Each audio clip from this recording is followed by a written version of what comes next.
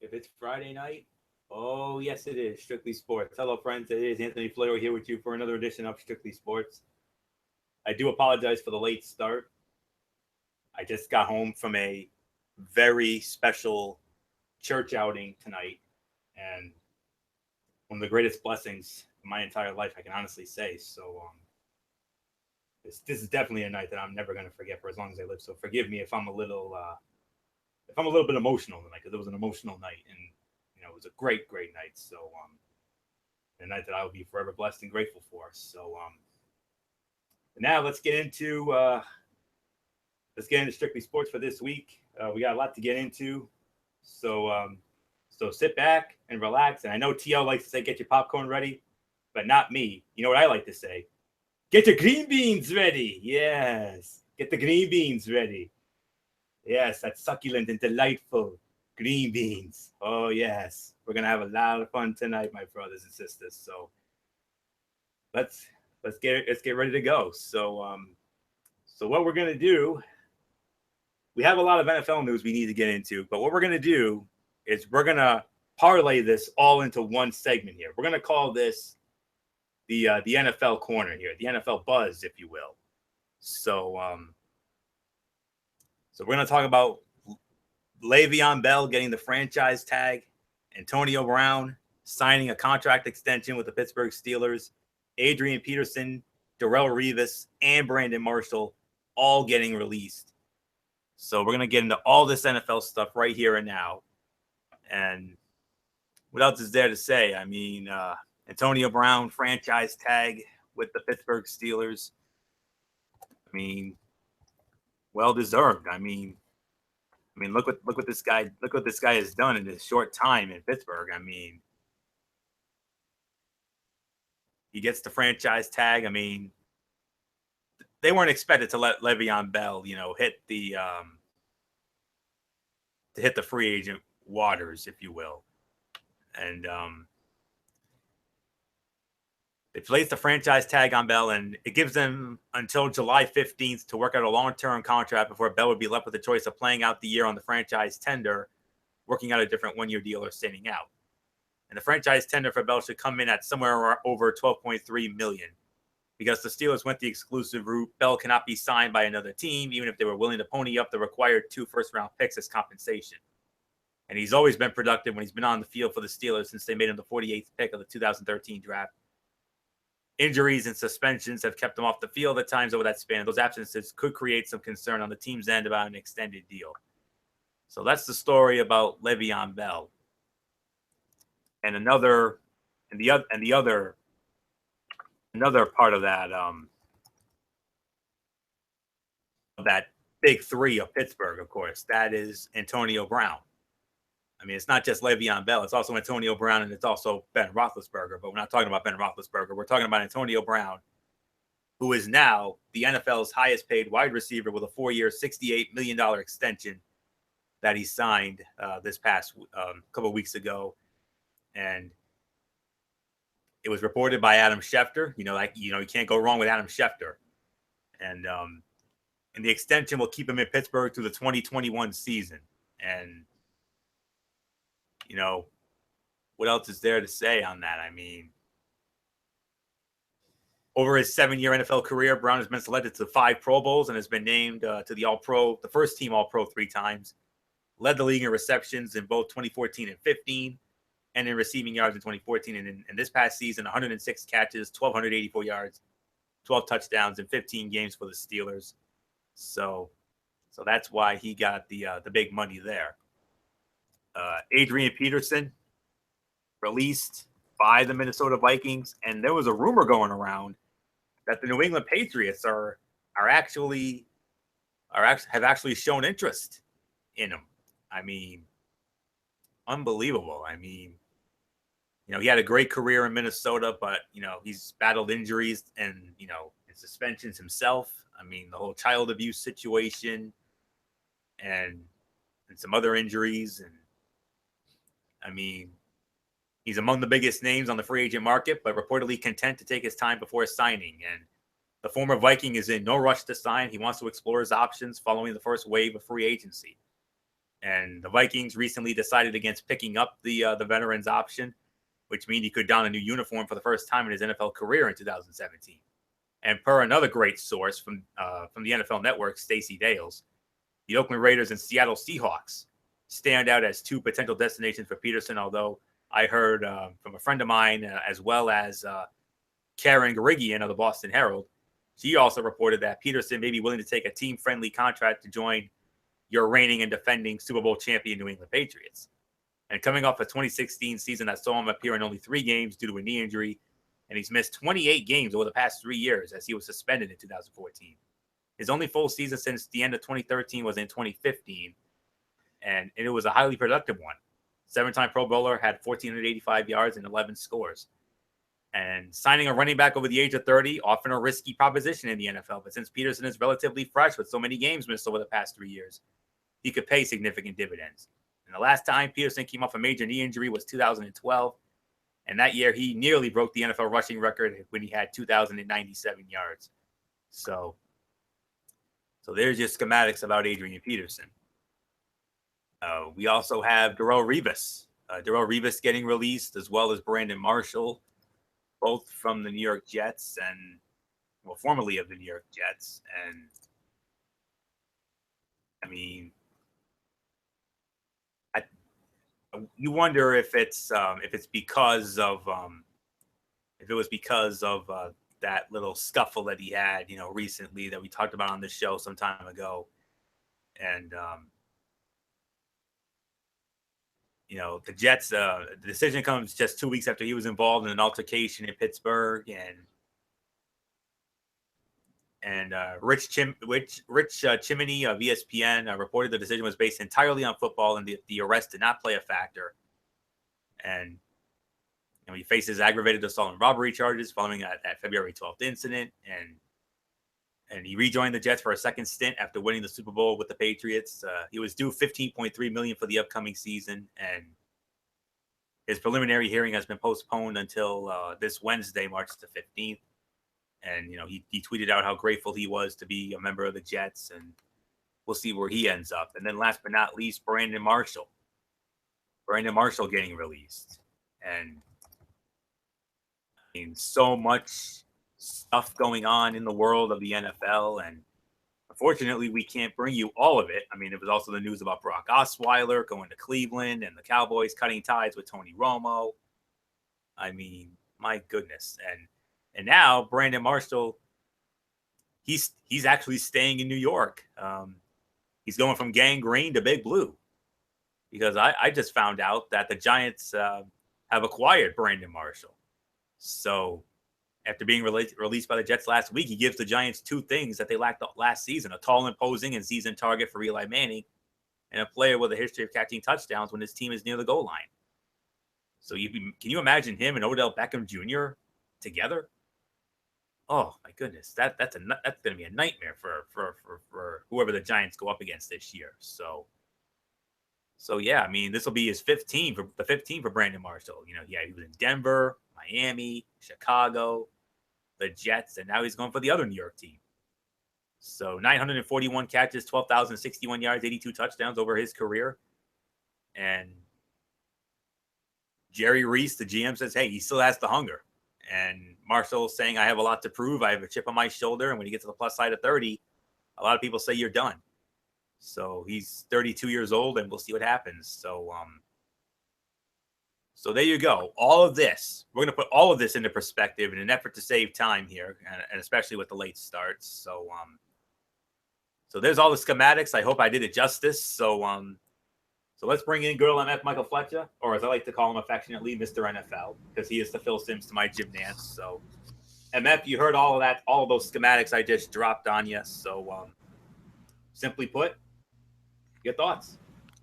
I mean, what is there to say? There's a lot to go over. There's a lot to decipher.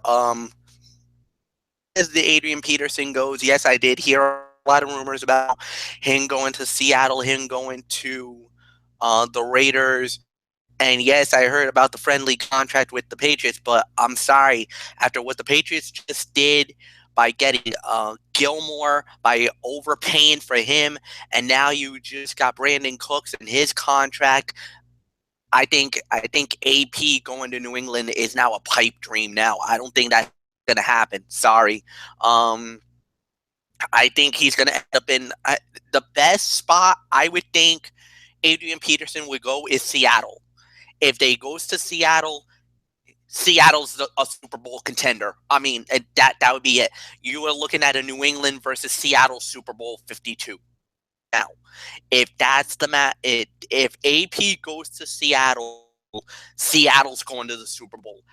No ifs, no ands, no buts. You could quote me on this right now, tonight, on March 10th, 2017, Super Bowl 52 matchup. If Adrian Peterson goes to Seattle, will be the New England Patriots versus the Seattle Seahawks.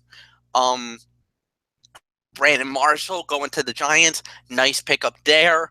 I like what I've seen from New York. I think they're going to be fine. As far as that you wanted to talk about, Anthony, who was the other player that you were trying to get into as well? It was Marshall. Yeah, Brandon Marshall, Adrian Peterson. Peterson. Yep. Le'Veon Bell signed. He got franchise tagged by the Steelers, and Antonio Brown signed a new extension. He's now the highest paid receiver in the league. Well, okay. For Le'Veon Bell, no big surprise. I knew they were going to franchise tag him. Either they were going to franchise tag him or Antonio Brown. They were not going to let either one of them walk. Time, I don't think there's going to be panic. They're going to sign him. They're going to sign him long term. They just needed the extra time, cover the guys that they need to cover now, and then 12.3 mil for this next season, and then they go long term and make it really worth his while, or they do something. And I know a lot of people are like,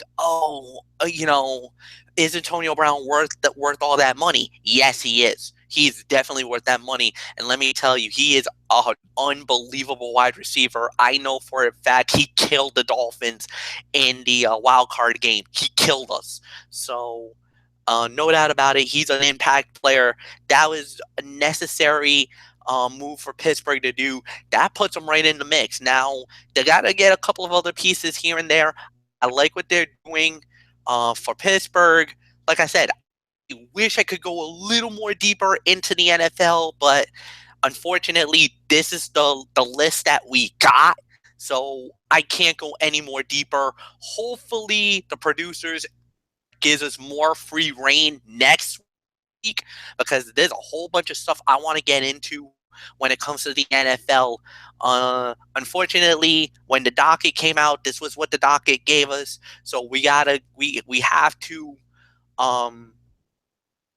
appease not only the producers but also our people. So this is what we're gonna get.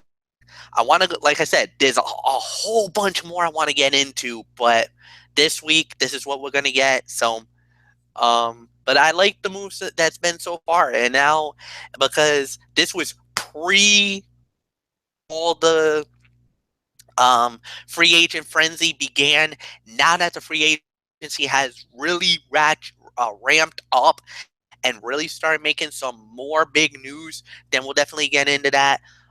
As far as the releases go, Darrelle Revis, look, he's got a major thing going on in Pittsburgh. He's got to deal with that first before we talk about his NFL career. I think once he's done with that, and plus, remember, I hate to say this, but if he did violate the NFL conduct policy, he's subject for suspension. Revis, we might not see Revis play this season. I'm just going out on a limb on that. I think we're not going to see him this upcoming season. And as far as anything else goes, I guess that would be it. So, Mike Bullock, go ahead, jump on in on all this free agency, this pre-free agency madness.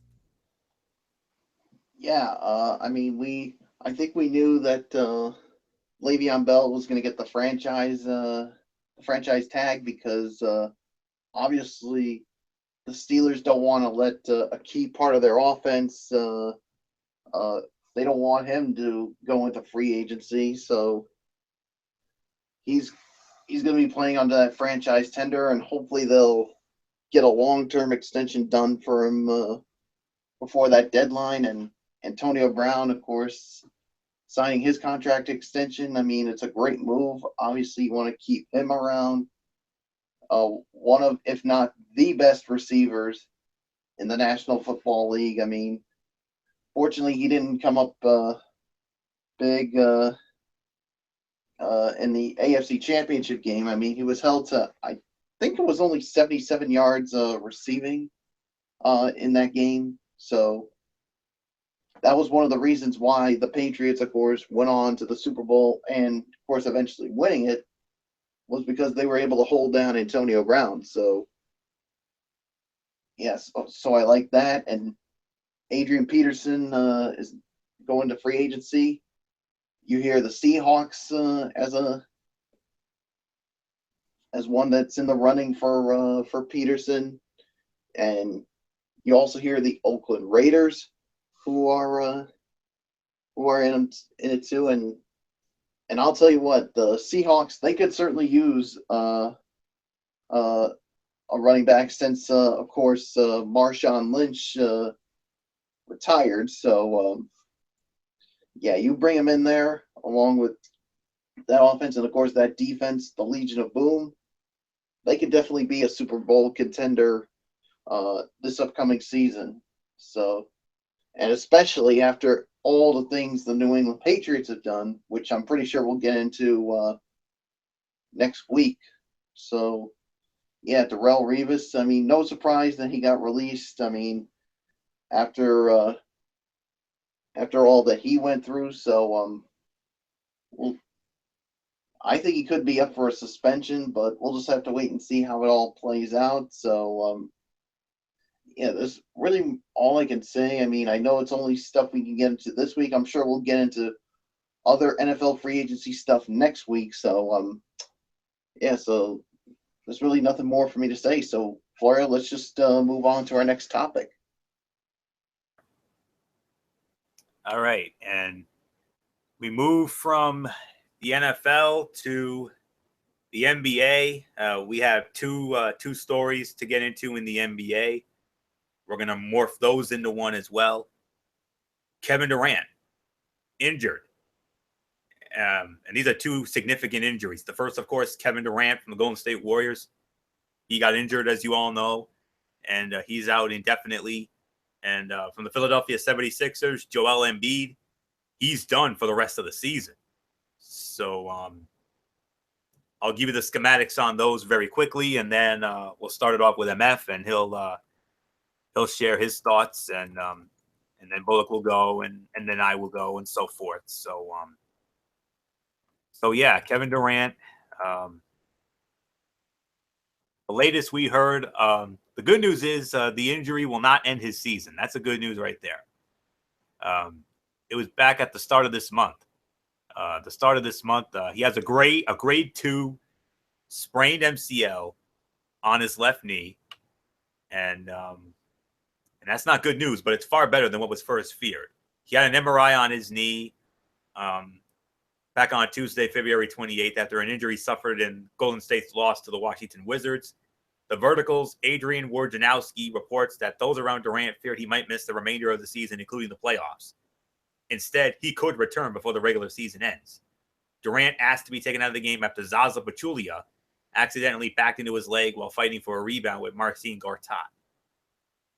It happened in the first minute of the game. Durant tried to play through the next couple of minutes, but eventually headed back to the locker room. And on the way back to the locker room, you can see he was visibly in pain. They've already clinched the playoff spot, and they have a comfortable cushion in the race for the number 1 seed. However, the playoffs begin in about 4 or 5 weeks from now. Golden State can expect tough matchups from the second round on, and Durant may not be 100% even if he is back on the court. In the wake of Durant's injury, the Warriors signed Matt Barnes, who was waived by the Sacramento Kings recently. And head coach Steve Kerr spoke after the game regarding Durant's injury and said it is still unknown how severe it is or how long Durant will be sidelined. And it said that he was supposed to be out for a good 4 weeks. And the latest news update that I have, he's not trying to put a date on his return. That's what he's trying not to do that. And since injuring his left knee, the hobbled Warriors star was sporting a large brace and crutches as he surfaced this past Wednesday at Oracle Arena to brief reporters on his rehab process. But with 3 weeks until his scheduled reevaluation, he was not interested in throwing around possible return dates. And so I think I've pretty much covered all the schematics with Durant. Grade 2, MCL sprain, out indefinitely, but he could be back by the end of the regular season. And if that is the case, that's what I call a praise God situation for the Golden State Warriors. Now, as far as Joel Embiid is concerned, well, unfortunately, it's not good. It's not good. He's done for the rest of the year. He was initially out indefinitely, but he has a torn meniscus, and he's done for the rest of the year. He ended up playing in just 31 games this season, and the recent MRI scan revealed the meniscus tear in his left knee is more pronounced. And the scan also concluded that the bone bruise to Embiid's same knee has improved significantly. But he tore his meniscus in a game against Portland on January 20th. It was believed to be pre-existing. Philly listed the rookie center as out indefinitely due to knee swelling. And the injury does not have much bearing on the Sixers, who are far from contention in the Eastern Conference playoff race. But it is yet another debilitating blow to Embiid's career, which was delayed 2 years due to recurring foot injuries. And they also traded its second-year rim protector, Nerlens Noel, to the Dallas Mavericks at the trade deadline. And in his first year, he was averaging about 20 points, 8 rebounds, 2.5 blocks a game as frontrunner for Rookie of the Year. He's been unable to stay healthy, appearing in just 31 of Philadelphia's 59 games this year. And it is unclear if he will retain his standing atop the Rookie of the Year ladder without playing in at least half of the 82-game season. So there's all your schematics right there. So, MF, let's start it off with you. You're also Mr. NBA in addition to Mr. NFL. Durant could be back before the season's over, but for Joel Embiid, unfortunately, this young stud out of Kansas, unfortunately, he's done for the year. So, MF, you're not a doctor and you don't play one on TV, but yeah, it's but both of these injuries very significant. Well, Philadelphia is pretty much out of the race anyway, but for Golden State, though, if they're going to win another championship, they're sinking like, and I hate to say it, but they're sinking like this Titanic right now. They just lost again tonight. They lost against the Minnesota Timberwolves just about 20 minutes ago. They just lost. So they're sinking really bad. And let me tell you guys, if they're not the number 1 seed going into the Western Conference playoffs, to the NBA championship gets really tricky, because then if you fall down to the number 2 seed, now you're falling into a team maybe where Golden State might have to play Houston, might have to play Oklahoma City, might have to play one of these teams that has a really good lineup, a really good team. And if Kevin Durant and I'll be very honest with you, if Kevin Durant is not at 100%, I hate to say this, but I think Golden State's going to be one and done in the playoffs. And whoever thought that would have been the occurrence when this team was assembled, when Kevin Durant joined Golden State, we all were like, oh, that's it. Give Golden State the trophy. There's no need for us to play the season. But Golden State has lost 2 major players. I mean, not only did they lose Kevin Durant, but Andrew Bogut went down with Bogut is with Cleveland, and he went down with a major injury, and his season's done. But for Kevin Durant to go down, and yeah, I heard the rumors about the worst case scenario, but now they're thinking that he could be done just for regular season. But like I said, the way that Golden State has been playing lately, they better hope and pray that he comes back sooner rather than later, because right now they're sinking really quick, and that lead in the West is shrinking. The biggest team that's benefited from this is San Antonio. If San Antonio is the number 1 seed, like I said, that puts Golden State into some major peril. And I hate to say this, guys, but I don't think Golden State comes out of the West this year. I think San Antonio comes out of the West, and if it's a San Antonio versus Cleveland NBA Finals, I hate to say this, but I don't like Cleveland's chances either. I think San Antonio goes all the way and wins the whole damn thing in my eyes. So we're going to have to wait and see what happens. Definitely for Joel Embiid, that's a horrible injury, but he's been riddled with injuries for the last few years. Once again, Philadelphia being snake bit by the first round picks. All their first round picks up to this point has really never panned out. Unfortunately for them, they looked a little promising, like maybe things were turning around, but they're the same old Sixers. Sorry to say about that, but if you're Golden State, no, it's time to push this. If I'm them, I'm slamming the panic button right now. I'm going to the nearest church. I'm going to Oasis of Grace Ministry. I'm going to St. Martha's Church. I'm going to what's that church that Megan Silva goes to? So I want to make sure I get this right because Or my because church, Sacred Heart Church. What about Bright Ridge? Bright Ridge. I think that's the one that Megan goes to. I believe. Yeah. Ridge. Yes. I just want to make sure. So. Nope. And shout out to you, Emmett, for mentioning my church, Oasis of Grace, where I had that unbelievable service tonight. Unreal. Well, of course, anytime. But you knew I have to at least show the love because you meant But like I said, whatever the case may be, this is one of those situations where you have to do it. It has to be done because with the way that everything's been going on, I mean, their team is just so.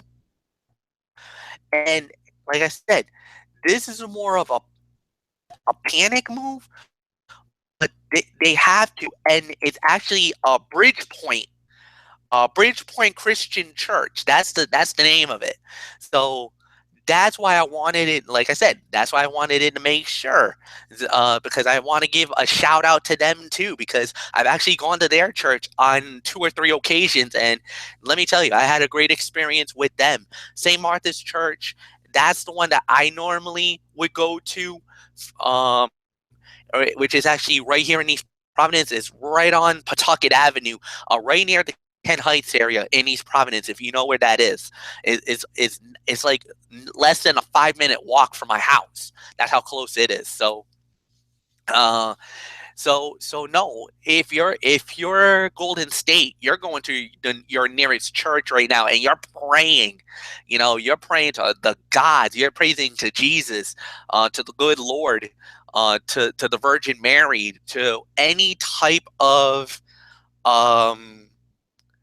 any type of religion. You're praying for them that Kevin Durant comes back and is at 100%, because if it's not, like I said, my scenario is San Antonio goes to the NBA Finals, and I think they win it all. I think they're better than Cleveland, honestly. The way they've been playing lately, I think San Antonio goes all the way and wins the title. Michael Bullock, it's yours.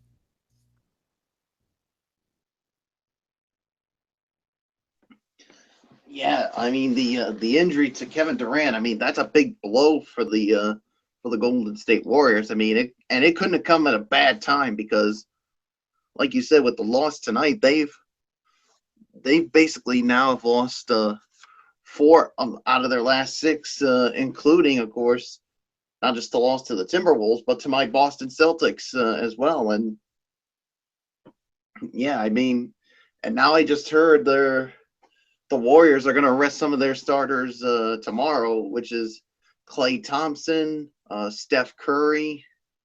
I'm trying to remember who the other 2 were, but they're going to rest them tomorrow. So I hate to say it, but I think they're going to once again lose, and I think it's going to become 5 out of 7. If I'm going to be quite honest. And I mean, who knows? He could be back in time for the playoffs, and boy, they'll definitely need him but if it does turn out to be real serious and he can't come back, I tell you what, that could be trouble for the Golden State Warriors. And some other teams out of the Western Conference could take advantage of that situation. Like you just mentioned, Fletch, San Antonio, especially with the way they've been playing. So, and if that's the case, I mean, San Antonio could be in the NBA Finals, so we'll just have to wait and see on that. But when it comes to Joel Embiid, I mean, it's tough for the injuries to happen to him like that. I mean, such a young star in the making, and I mean, yeah, Philadelphia was already out of it, but you're hopeful he can come back next season and be healthy and could help lead the way for the Philadelphia 76ers next season. So yeah, so I just feel bad for them, but like I said, the Durant injury is a big concern for the Golden State Warriors if they want to get back to the finals and win their second title in 3 years. So that's pretty much all I can say on both injuries. So Floria, what's yours? Yeah, I mean Golden State is struggling. I mean, who would have thought I'd say that? I mean, yeah, one of my older sister's best girlfriends. I've mentioned her on this show before. Who's a diehard Golden State Warriors fan. Beautiful girl by the name of Dawn Avalar, and she is a diehard Golden State fan. You know, if I'm friends with her on Facebook, you guys are not, but if you were, you would see a lot of Golden State Warriors stuff, and I know for a fact that she has got to be. She's got to be very concerned and also very upset about what's going on right now with her team. And yeah, good thing we're not doing NBA power rankings, because I tell you, I mean, if we were doing NBA power rankings, Golden State would be taking a major hit. I'll tell you that right now. They would be taking a big time hit right now. But the power rankings this week are the NHL, and we're going to get into those shortly. But man, oh man, I mean, as of right now, including tonight, they're 6-4 in their last 10 games, and they've lost 2 in a row. And San Antonio is like a game and a half behind them for the best record. And San Antonio had their long winning streaks just snapped recently. So yeah, and tomorrow night it doesn't get any easier, guys. Guess who the Golden State Warriors have to play tomorrow night? The San Antonio Spurs in San Antonio. Oh, if they're resting some of their starters, they're definitely losing that game. Oh, they're goners. They are so goners. And I'll go as far as to say I think it's going to be a double-digit win for the Spurs. Let me just make sure I have. Yeah, because it would be it's the Saturday night game on ABC. Yep, Saturday night game of the week. Saturday night game on 30 tip-off. 8:30 tip-off, AT&T Center, San Antonio, Texas. Golden State Warriors, San Antonio Spurs, tomorrow night. Oh, boy. That's all I can say on that. Oh, boy. And yeah, if you're expecting a 5-star classic, that's not going to happen. No, indeed not. I don't. You may want to think about watching something else instead of that. Championship week? Anyone? Championship week? Hello. We got some conference tournament games going down. Some final games. You got the ACC final going down tomorrow night at 9:00 on ESPN. You're gonna have the Big East final tomorrow night. Earlier. What? Almost around like 8. 5:30 on FS1. You're gonna have the big. They're putting it on the Big Boy channel. Yeah. Fox had it last year too. So I work. I mean, I'm sorry, I don't do weekend stuff. But I mean, and then you got the Big 12 final tomorrow night at 6 on ESPN before the ACC final. So I mean, you got yourself a good stuff. Or if you really want to get going, tomorrow is the World Baseball Classic on MLB Network. There's a monster game down in Miami tomorrow at 6:30. The USA, off the heels of a big win today over Colombia, goes up against the reigning champions, Dominican Republic. And spoiler alert, the game's already sold out. Whoa. About that, huh? The first World Baseball Classic game ever in the United States for a game to be sold out. And in Miami, that's even huge because Marlins Park, man, they never get a sellout. They sold out that game. Yes. And that's not going to be the only game that's going to be a sellout. Of course, this summer's All-Star game. Yep. Yeah, the All-Star game. Yeah, the All-Star game and the Home Run Derby will be there in July. Yeah, so it's You know, definitely a busy Saturday. Yeah, we're going to be covering that later. We're going to be covering that this summer, no doubt about it, as part of our content. So, yeah, a lot to get into, but yeah, I mean, Golden State definitely they're on the decline. San Antonio on the rise. San Antonio just coming up of a 9-10 game winning streak before getting it snapped by the Thunder last night in OKC. So we'll see what happens with that. So we'll keep tabs on Kevin Durant and Joel Embiid. I mean, let's face it, Philadelphia, they're a mess. They're one of those meh teams out there. I don't see how they're going to make the postseason in the Eastern Conference, even though the Eastern Conference is not exactly the best. But if you were to look at the playoff standings in the NBA right now, in that Western Conference, it's only a 1.5 game difference between Golden State and San Antonio. And I think San Antonio is eventually going to overtake them. No doubt about it. And yeah, Philadelphia has the second worst record in the East. Only Brooklyn is worse. I mean, far worse. 19.5 games out of number one with Cleveland there. But I'll tell you what, I mean, Joel Embiid, he was a stud in Kansas. I remember that very well. And, I mean, had a great first year. The 20.2 points, 7.8 rebounds, 2.5 blocks. Front runner for Rookie of the Year. He gets injured. But, another debilitating blow to his career, which has been delayed 2 years due to recurring foot injuries. So, your heart just aches for that young man. It really does. So, but we'll stay on top of this. If we get anything, we'll, let you folks know. But we wish the best to Kevin Durant and the Joel Embiid, and prayers for a speedy recovery for both men. So that's that. So Michael Bullock, you can take a breather here because next up it's UFC time. UFC time on this edition of Strictly Sports, and we're gonna bring in Michael Fletcher for this because he is our UFC guru after all. We got three things for you on the UFC doc and MF. George St. Pierre is going to be squaring off against Michael Bisping for the UFC middleweight championship.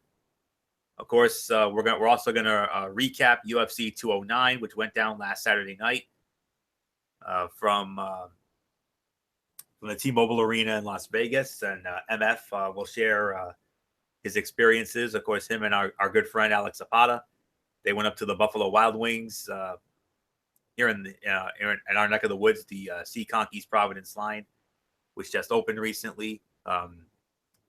Me, Michael Bullock, and some mutual friends of ours have a group outing scheduled there at the end of the month in a few weeks. So looking forward to that.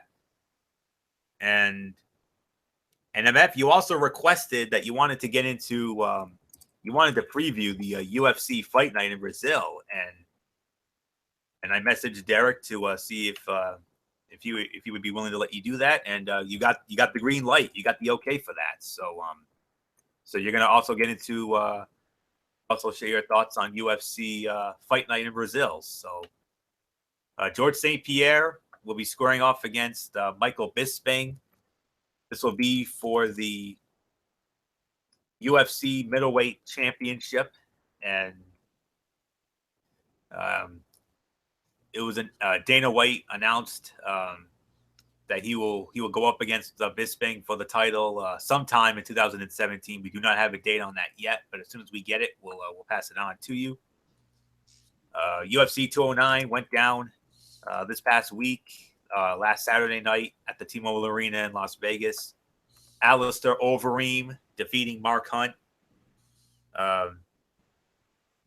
via a KO, via knockout with the knees at 144 of the third round. Cynthia Calvillo over Amanda Cooper via submission with a rear naked choke, 319 into the first round.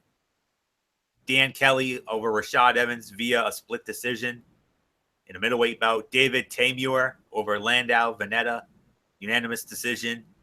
And Tyron Woodley successfully defended his welterweight championship over Stephen Thompson. He wins via a majority decision. So MF, let's see here.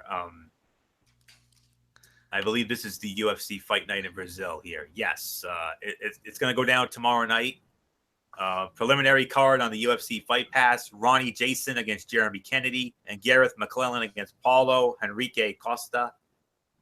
For the Fox Sports 1 preliminary card, we got Michael Prazeres against Josh Berkman, lightweight bout. Ronnie Yahya against Joe Soto in a bantamweight bout. Sergio Moraes versus Davi Ramos in a welterweight bout. And Francisco Trinaldo against Kevin Lee in a lightweight bout. And on the main card, 6 matches on the main card. This will be on Fox Sports 1, live from the Centro di Formação Olímpica do Nordeste. I'm sure I butchered it. I'm sure MF's going to give me a lashing for that. In Fortaleza, Brazil. Tomorrow night on Fox Sports 1. Alex Oliveira against Tim Means, welterweight bout. Beth Correa against Marion Renew in a women's bantamweight match. Yusier Formiga versus Ray Borg, flyweight bout. Edson Barboza, Benil Dariush, lightweight bout. Mauricio Shogun Rua will square off against Gian Villante in a light heavyweight bout. And in the main event, Vitor Belfort against Kelvin Gastelum in a middleweight bout. So there's all that. So we're going to take this one at a time here. MF, it's well documented. You are not a big fan of George St. Pierre. You don't like the guy. I know Alex begs to differ with you on that, but of course. But George St. Pierre, Dana White announced recently that George St. Pierre will face Michael Bisping for the middleweight championship sometime this year. No date announced, but a quick thought before we get into the recap and the preview. All right. Well, first off, yes, I wasn't really too thrilled hearing that GSP was getting this title shot against Michael Bisping. However, this is what the UFC has been doing lately. Whenever you're a big name, you get thrusted right into the spotlight. Look, as much as I may not like George St. Pierre, I'm gonna agree and say this: he's the greatest welterweight that ever fight in the UFC octagon. He was the longest running UFC welterweight champion in the world. Never lost the belt. Actually had to relinquish the belt. A lot of personal things that was going on in his life. A lot of problems that was happening in his career. So I mean, there was really much to talk about than anything else. I'll say this: I was a little stunned and a little shocked at everything that had happened in the whole situation, but at the end of the day, it is what it is. That was the decision that they made, but no major penalty or punishment was really, you can say about it. It's going to be a great matchup when this fight happens. Obviously, the guy that you would probably say probably gets robbed here is Romero. Romero was at the time the #1 contender. He asked for a championship fight after he knocked out Chris Weidman in an epic fashion, and a lot of people believe he should have been the #1 contender. But at the end of the day, he's not. Romero has to wait a little while longer. I don't know how he feels about it.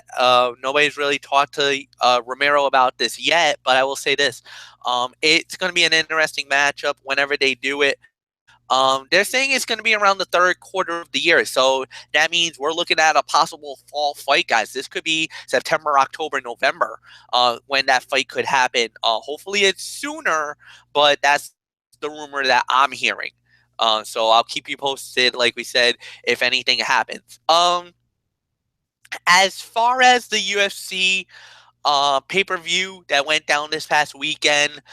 Alistair Overeem knocks out Mark Hunt with a knee strike in the third round, a minute 44 into the third. That was a knockout.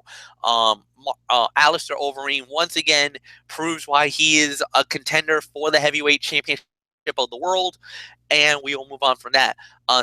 Cynthia Cavallo, big win for her over Amanda Cooper by rear naked choke. First round, 3 minutes, 19 seconds.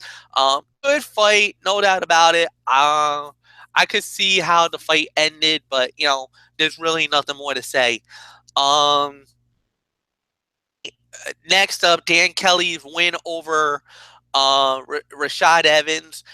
I mean, it was somewhat of a boring fight. I wasn't really too thrilled about it. I thought Rashad Evans won the fight, so obviously I'm not going to say anything about that. Tamar with a big win, dominating performance. Nothing amazing about this one. Tyrod Woodley and Stephen Thompson. Woodley wins the fight. Okay. Practically one of the worst title fights I've ever seen in UFC history. It was boring. It lagged. If you saw the fight, it would have put you to sleep, Anthony Florio. It was that bad. There's really nothing more to say. I thought Stephen Thompson won the fight. I think the judges got it wrong. Clearly got this wrong.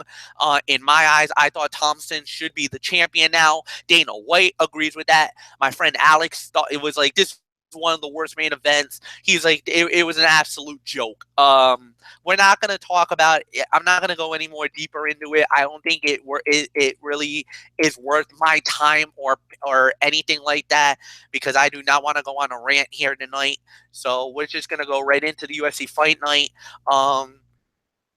Better matches, more exciting for me. First fight of the night, Alex Oliveira and Tin Means. What a matchup this is going to be. Two young welterweights, two guys who are really below the top 10 ledger. This is going to be a good fight. I think it's going to be an exciting matchup. Can't wait to see what happens there. Versus Renew. This one's an interesting match. Of course, Bev Correa, many people know, she fought Ronda Rousey, got knocked out in about a minute 30 seconds. She got knocked out in a minute 30 seconds, but she's had a couple of good fights since then. Now she's back in her home country fighting Renew from Canada. This is going to be an interesting matchup, to say the very least. So I don't know. We're going to wait and see how this plays out. This is going to be an interesting matchup, to say the very least. So we'll that plays out. Then we got Borg versus Formea. Look, Ray Borg is a real good young talent. They call him the Taz Mexican Devil, and he's been amazing so far. 10-2 in the UFC. He's made quite an impact already. Got a big win over Luis Somalia at UFC 207 by unanimous decision. We're just gonna have to wait and see how this turns out, but hopefully he'll turn around, get a big win. He's won 2 performances of the night. The next 3 fights is gonna be great matches. Edwin Barboza. I'm gonna say this, man. This guy is ranked number 5 in the lightweight division. 31 years old. Wins, 4 losses. But let me tell you guys, this guy is a unbelievable young talent. He beat Anthony Pettis. He's beaten Gilbert Melendez. 2 big victories, back-to-back fights. Now he's looking for a 3rd victory here. I think he is going to be one of the bright young stars of the lightweight division. Good young talent, to say the very least. Then you got the co-main event of the evening, and I mean, I'm sorry for Glenn Vidal, but you're going up against a legend. You're going up against Mauricio Shogun Rua. You're going up against one of my favorite fighters in MMA history. I mean, Mauricio Shogun Rua is, I mean, what is there to say? He is the former UFC light heavyweight champion of the world. Um, Not only that, but he's also a Pride Grand champion. He won the Pride Middleweight Grand Prix, and he also was in, he also fought when they had the so I mean, there's really nothing more to say. I mean, he's the UFC light heavyweight champion of the world. He's won he won 4 Fight of the Night awards, Fight of the Year in 2011 with Dan Henderson, knockout of the night. And not only that, but he also is he was the Fighter of the Year in 2000, and he was also the Fighter of the Year in 2005 when he was fighting in Pride, and he won the Pride Middleweight Grand. He is the Pride Middleweight Grand Prix champion. So whenever he won the Grand Prix, that made him the middleweight champion of Pride. And let me tell you, he's one of my favorite guys the game. So that's really nothing more to say. And then the main event, oh my God, Vitor Belfort, man. I mean, and Calvin Gustafson. I mean, you want to talk about two guys that's unbelievable. You want to talk about legends of the game. I mean, when you got Vitor Belfort, UFC light heavyweight champion of the world, he won the UFC heavyweight tournament. He's won knockout of the night 5 times, performance of the night, most knockouts in UFC history, most first round finishes as well. Had a knockout of the year when he knocked out Luke Rockhold as well. I mean, there's really nothing more to say, but he needs to win because he's lost his last 2 fights, and they were pretty bad losses. I mean, he's lost 3 of his last 4, and they were all pretty bad losses. The Chris Weidman loss, I think we all can agree. He let Weidman off the hook. He should have won that fight. He should have won the belt. Ronaldo Souza, he did not look good in that fight. Maybe it was, the layoff, whatever you want to talk about. And then Gerald Mawasi just beat the living daylights out of him. We all were yelling that he should retire. But he wants to go one more time. And now he's going up against a young, up-and-coming fighter, the winner of the Ultimate Fighter Season 17, Kevin Gustafson. Unbelievable fighter, middleweight, ranked in the top 10 in the middleweight division. What is there to say? And he is really becoming a big name for himself. Has won 3 out of his last 4 fights as well. Defeated Nate Marquardt due to a corner stoppage. That was in the middleweight division. Then he beat Johnny Hendricks at UFC 200, defeated Tim Kennedy at UFC 206 via knockout, and now he's going up against a living legend in Brazil. Obviously, the fans does not want him to win that fight, to say the very least. But for me, if you want, the reason why I want you guys to watch this fight, 5 fights right now on this fight card that's really got my interest. Oliveira versus Means, the Bev Correa fight, and then the 3 main event fights. Edwin Barboza, a legend in Mauricio Shogun Rua, and it is the older lion versus the young lion. Kevin Gustafson versus Vitor Belfort in Brazil. Any other reason to watch this fight, and on top of that, it's free. FS1 tomorrow night, 8 p.m. for the prelims, 10 p.m. for the main card. Anthony Florio is all yours. My Lord, how do you follow that? Well, I got a way you can follow that. Michael Bullock, it's your turn now. MF, take a breather. You need one. So we're going to bring Michael Bullock in now. Last weekend, Michael Bullock took part in something very special. He took part in the 24-hour super plunge as part of the Special Olympics up at Salty Brine Beach in Narragansett. Last weekend, he took the plunge on the hour, every hour, for 24 hours straight from 1 o'clock last Saturday afternoon up until 12 noon on Sunday afternoon. So, Michael Bullock, come on in. We're going to have you share your experiences as part of this very special event, which was for a very good cause. So, Michael Bullock, front and center. It's all yours, man. All right.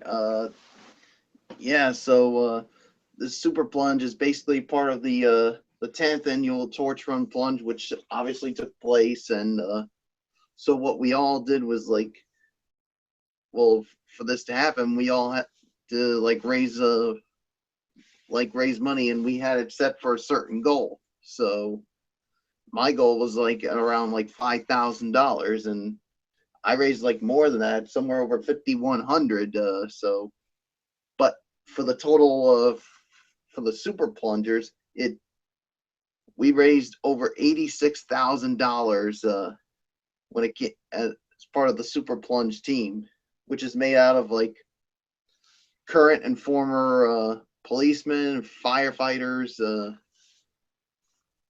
Yeah, we had 4 of them that basically came from outside of the Rhode Island area, and of course the rest came from Rhode Island. Well, the 10 super plungers from Rhode Island, of course, besides myself, you had Elwood Johnson, Eric Leclerc, Bo Matthews, Rick Labreche, Ron Labreche, Bill Zeal, Erica Vieira.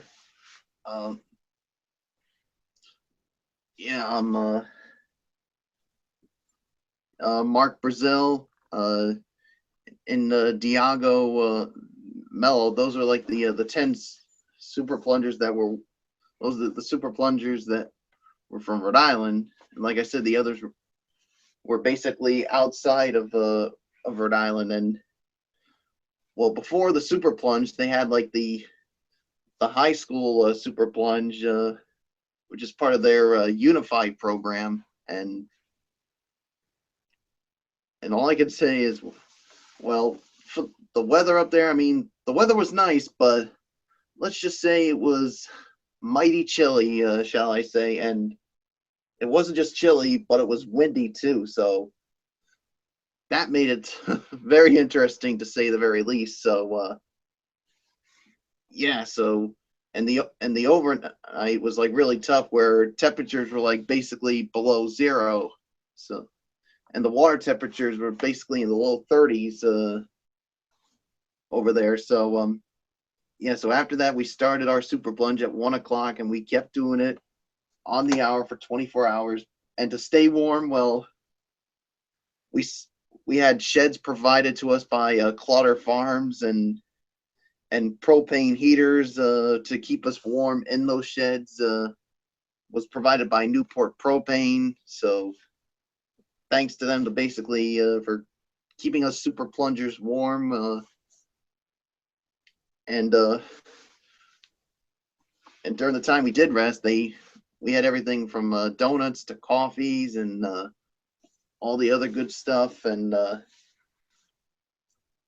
yeah, and so basically we would run into the water, basically dove underneath, and yeah, it was pretty tough, but like I said, it was all for a good cause. And we would keep doing it. Like I said, the overnights was very tough, especially with those temperatures basically below zero. So yeah, and then we get to the morning, and our final plunge came around noontime, and then basically the super plungers would go in, and then basically followed by everyone else who was doing the Torch Run plunge. And in total, throughout the entire weekend, not just from the super plungers, but from all the other, we raised over $125,000 to benefits Special Olympics Rhode Island. So yeah, so definitely a big success. And of course, we had the after party over at the Georges of Galilee, and they had lots of food, lots of pretty good food there, from clam cakes to chicken to all sorts of other good things. So yeah, it was definitely a fun weekend, a chilly weekend to say the very least, but all to benefit the over 3,400 athletes who compete in Special Olympics Rhode Island. So yeah, so yeah, so do you guys have any questions about the super plunge or the torch run plunge at all then that went down last weekend?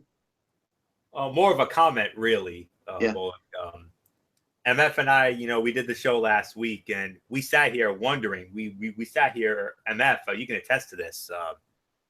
We sat here doing this show last week, thinking about you, and we were saying to ourselves, how and why is he doing this? I mean, how is he gathering? We were really nervous for you, man, because let me tell you guys, Saturday was brutal. Oh, I mean, you aren't kidding. brutally You aren't cold. kidding. I mean, yeah. I mean, I was out there Saturday night, and I'm like, there's no way in heck Bullock is doing this for 24 straight hours. There's no possible way. You guys are nuts for doing this. And I'm like, Mother Nature had to be a you-know-what to you. And I was like, of all weekends to do this plunge, and the temperatures were, and think about it, because we're talking, what, negative in the teens, and you were doing this. Yeah, and they were basically saying like this was like the coldest weekend of the year, and it came on the weekend of not just the super plunge, but the torch run plunge itself. Yeah, it's like did you? How do you mentally prepare for something like that? Because it's really, I don't think you can really prepare for elements that cold. Well, last year, Fletch, when I did the torch run plunge, I actually went into the water 3 straight times. Well, one of them was just for myself. The other was, of course, Mary Ellen couldn't do it last year because that's right, because of the, she had the foot problem. Yeah, because of the injury. Yep, we were there. Yep. Yeah, and then I did one in memory of 2 people. One was Mary Ellen's uncle, and the other was obviously the coach of my team, Maureen Kamiga. So that's the reason why I did it. So, and plus I like to challenge myself to do something different, and the super plunge was something. I know is when I was going around telling people I'm doing this, I pretty much had the same comment, and they're saying, "Are you crazy for doing this?" But it's all for a good cause. Yeah. All right. Point blank question. I'm gonna put you right on the spot. Are you gonna do it again? Yes, I am gonna do it again next year. And wow. And all right. Yeah, and here's the thing. I mean, there's one super plunger who obviously couldn't do it last year, or this year I should say, and his name was Jim Cummings, and he couldn't do it because he had like a trip that he went on. So and I think there was one who also did it last year, didn't do it. So who knows? We might get even a bigger more people to do this. And it was a few years ago. I told you the name Elwood Johnson. He was the one that first started it, and this was back then. It was at the what was that place? That was I'm trying to remember. Well, whatever the place was. I mean, he was the first one that did it for 24 hours, and he didn't have like a hot tub to basically warm himself back up. It was the back of a police truck that was trying to keep him warm. So I think it was the year later when they had the hot tub. So you basically were able to warm yourself back up. Okay. So, but nonetheless, Wonderful story indeed, Michael Bullock, and I'm sure you saw all the Facebook posts from last weekend. Of course, yes. You, Mary Ellen, some of our other friends, and the other Super Plunge team. Yes, and some of our other friends posted photos of that as well. So, yeah. But nonetheless, Michael Bullock, we commend you for what you've done, for what you did, and I mean, just hearing you say you're going to do it again next year, I mean that we're going to pray that the weather will be better for you next year. Yeah, just and imagine, I mean, the week before, remember we had all that mild weather with like temperatures in the 70s. We're all saying to ourselves, "Damn, we wish we had this kind of weather." I know. I mean, that would have been perfect. Yeah, it would have been like an early preview of summer, for goodness sakes. Yeah, but like I said, I mean, I'm hoping it's warmer and hopefully there won't be a lot of wind, because that's what made it worse. I mean, it wasn't. I mean, I don't mind the cold.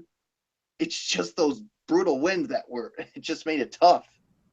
Yeah, because you're talking at least 20, 25 mile an hour wind gusts, man. Yeah, that was wow. I mean, like I said, I went out night to the Buffalo Wild Wings, man, and even myself and Alex, we were both like, "Oh my God, what the hell are we doing in here? What the hell are we doing out here, man? This is nuts." And I'm sure you were like thinking, "What was Michael Bullock thinking for doing this?" I was, me and Fleur were saying the same thing. Once we got off the air and we were kind of having our little post game chat, and he was like, he's doing the super plunge. I'm like, this weekend? He's like, yup, he's doing it for 24 hours. And I remember, I was like, is he nuts? Has he lost his mind? Do you know how cold it's gonna be? So yeah, we kind of. But I mean, that's cool. You guys had a sauna. You guys had like had the hot tub and the whole 9 yards. At least that was able to keep you guys going. But man, unbelievable. Yeah, it was certainly tough. But hey, we managed to get through it, and yeah, it was a very successful event. And they do have another plunge thing they do during on New Year's Day. They have and also they have this thing called the Penguin Plunge. Well. I mean, I don't do that. I mean, I only do the torch run plunge. Yeah. Yeah. So. There's a little bit of an inside joke between us when it comes to the Penguin Plunge, but between me and Florio, there's a little bit of an inside joke. But yeah, there it is. And there it is. That's the Super Plunge team. Yep, there they are. The brave souls who is out of their stinking minds for doing it. But no, I commend all you guys. You guys, great job, and for a great cause. I used to be a member of Special Olympics way back when. So they're very near and dear to my heart as well. But I haven't done anything with Special Olympics for almost, I want to say for almost like 16 years. I was with them in the early stages, like in 90, 91, 92. That was when I was a part of that squad. But no, they're very near and dear in my heart. I know there was a year, I think it was in like 97, 98, where a couple of people were trying to get me back in it, but unfortunately I didn't do it. But like I said, they're very near and dear to my heart, and I commend you for what you did, Bullock. That was, you got more guts and more heart than I do. I probably would not have done the super plunge, but nah, man, that was awesome, and you're a true warrior, and you definitely are a true representation of the Fortune 4, because that was awesome, man. Definite major league throwing up, Fortune 4 style for you, my friend. I mean, you're superhuman. You definitely are the true essence and the true definition of a phenom in my eyes. He's Yeah, just like thank the you. Undertaker. He's just like Bobby Heenan always used to say. The man's not human. He's just like the Undertaker. For goodness sakes. So, And as a, as yeah, a, no as a wonder when matter of you're fact, my uncle Brian, he actually one of the comments he put on there, he actually said Stone Cold Mikey Bullock. oh yeah. Oh my. We like Phenom better, but yeah, Stone Cold Mikey Bullock definitely does work. Yeah. So no doubt about it. And a lot of we're bringing up all these great memories of the Special Olympics. Of course, MF mentioned he was in the Special Olympics, and there was that one year during an event where he got to meet WWE Hall of Famer Tito Santana. So very interesting times indeed. So but nonetheless, congratulations and full kudos to Michael Bullock and the rest of his Super Plunge team. Job well done for such a wonderful cause, and we'll definitely get into this again next year when Bullock does this again. So hopefully we'll pray that you get better conditions. So Oh yeah, hopefully we'll have better conditions and it's a little warmer. Yeah, because we got another bone-chilling cold weekend this time around once again. So there we go. So very good story indeed. But now there's only one order of business left to do, gentlemen. You know it, you love it.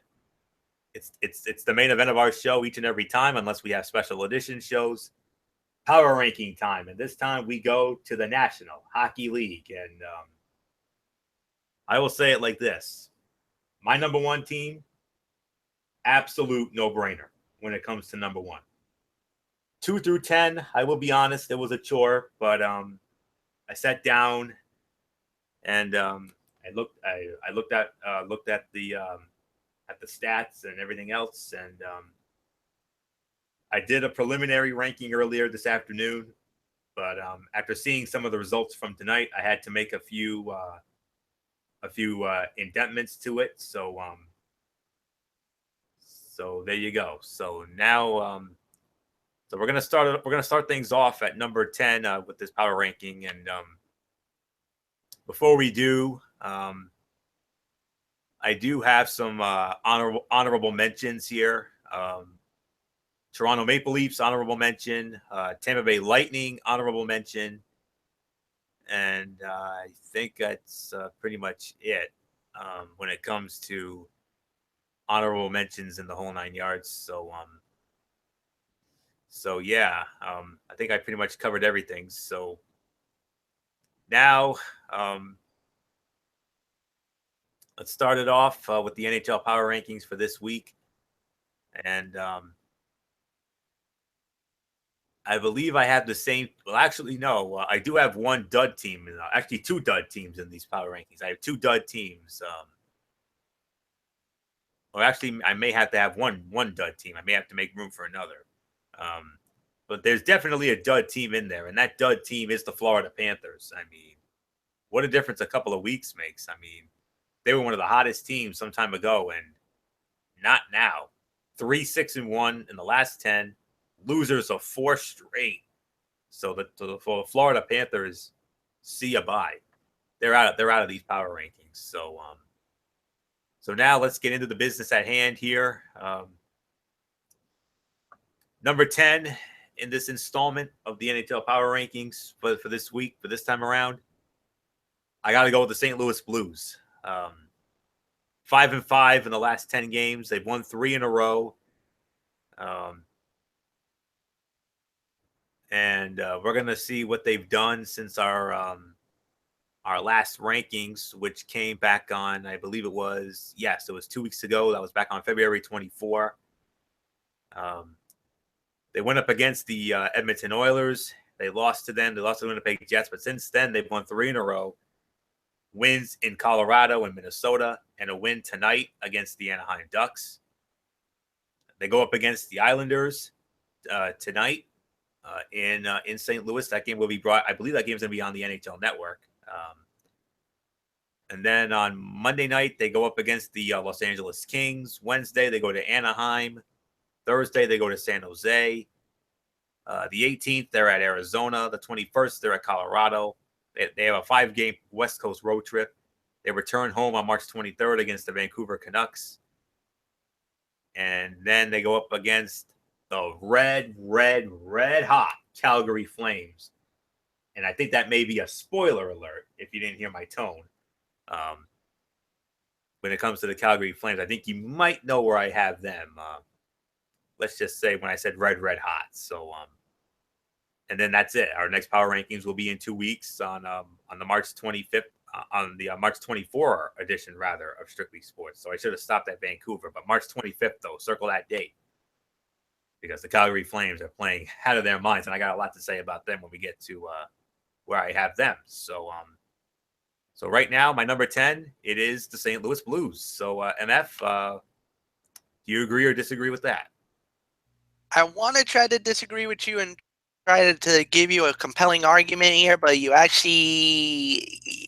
it. Yeah, I got to give it to you. So, the 5-5, I probably could make an argument that they could be higher because there's a team out there that I see that is probably more deserving of the number 10 spot. I'm going to pull the trigger here on this. I'm actually going to give I'm actually going to make the St. Louis Blues my number 9 team because my number 10, I'm sorry, I got to call it Edmonton Oilers.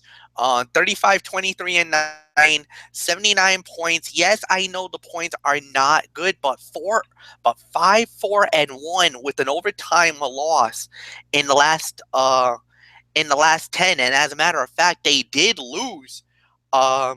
I guess we can say the night before to the Pittsburgh Penguins 3-2. That game was in overtime. So unfortunately, Anthony, I begrudgingly want to disagree with you. You know what? No, I'll keep it as is. I guess I'm right. I guess you're right here. So my number 10 is St. Louis. Bullock, I'll give it to you.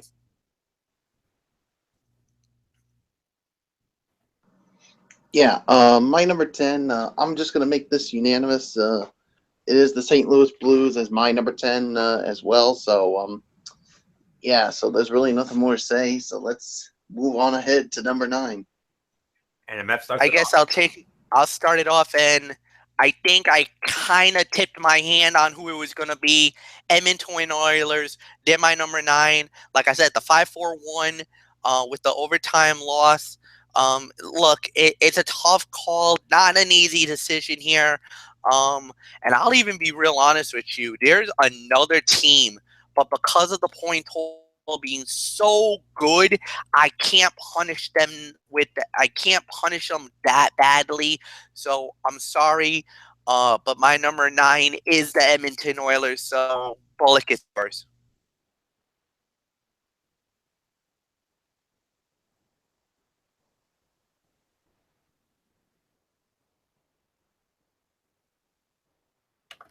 Bullock, are you with us?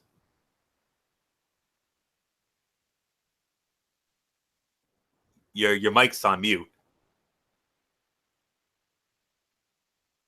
Well, he probably would have agreed anyway. He might have stepped away for a moment. So. Yeah, I'm right here. Oh, there he all right. Yeah, number 9. Number 9. Yeah, my number 9 is the Edmonton Oilers as well. So I had to. I stepped out for a little bit. So yeah, my number 9 is the Edmonton Oilers. So Florio, it's yours. Yep, I agree. Edmonton Oilers, my number 9, 5-4-1 in the last 10. They've lost 2 in a row. They were playing well up until recently. Since our last power rankings, they lost to Nashville, had a 2-game winning streak with wins in St. Louis and at home against Detroit. But since then, they've lost 2 in a row. 1 to the Islanders, and then a tough loss to Pittsburgh tonight. Sunday night, they host the Montreal Canadiens. They're in the midst of a very long homestand here. I mean, look at this. It started on March 4, last Saturday, when they went up against the Detroit Red Wings, and they won that. So far, they're 1-2 in what is a 5, 6, 7, 8 game homestand, guys. They're in the midst of an 8-game homestand. So far, they're 1-2.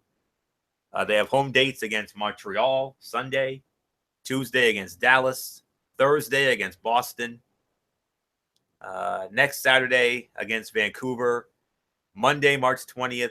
It ends with the Los Angeles Kings, and their next road game is not until March 22nd when they go up against the Anaheim Ducks in Anaheim. So yeah, it was. I mean, tonight we got to see Connor McDavid go up against Sidney Crosby and the defending Stanley Cup champion Pittsburgh Penguins, who are much higher on this list than you can imagine. So, but yeah, 35-23-9 are the Edmonton Oilers. Forgot to mention the St. Louis Blues currently sit at 34-27-5 with 73 points. Edmonton 35-23-9, 79 points. 8 points out of first in the Pacific. They're only a point behind Anaheim for second in that division. The Western Conference champs are currently in the top two. So there you have that. So I think we covered everything. So number 9, it is the Edmonton Oilers. Okay. This one's gonna hurt now. As the I'm sure you've heard of the old saying, this one's gonna hurt a lot worse than it hurts a certain individual. I do have one honor. Let me see. Edmonton Oilers. They were my number 9. Number 8. Actually, I had a tie at number 9. Not just the Edmonton Oilers, but the Anaheim Ducks as well. They're 5-5 in their last 10. They lost their last game, 35-23-10. I mean, they're almost in the same boat as the Edmonton Oilers, but Edmonton, though. I mean, or I should say Anaheim.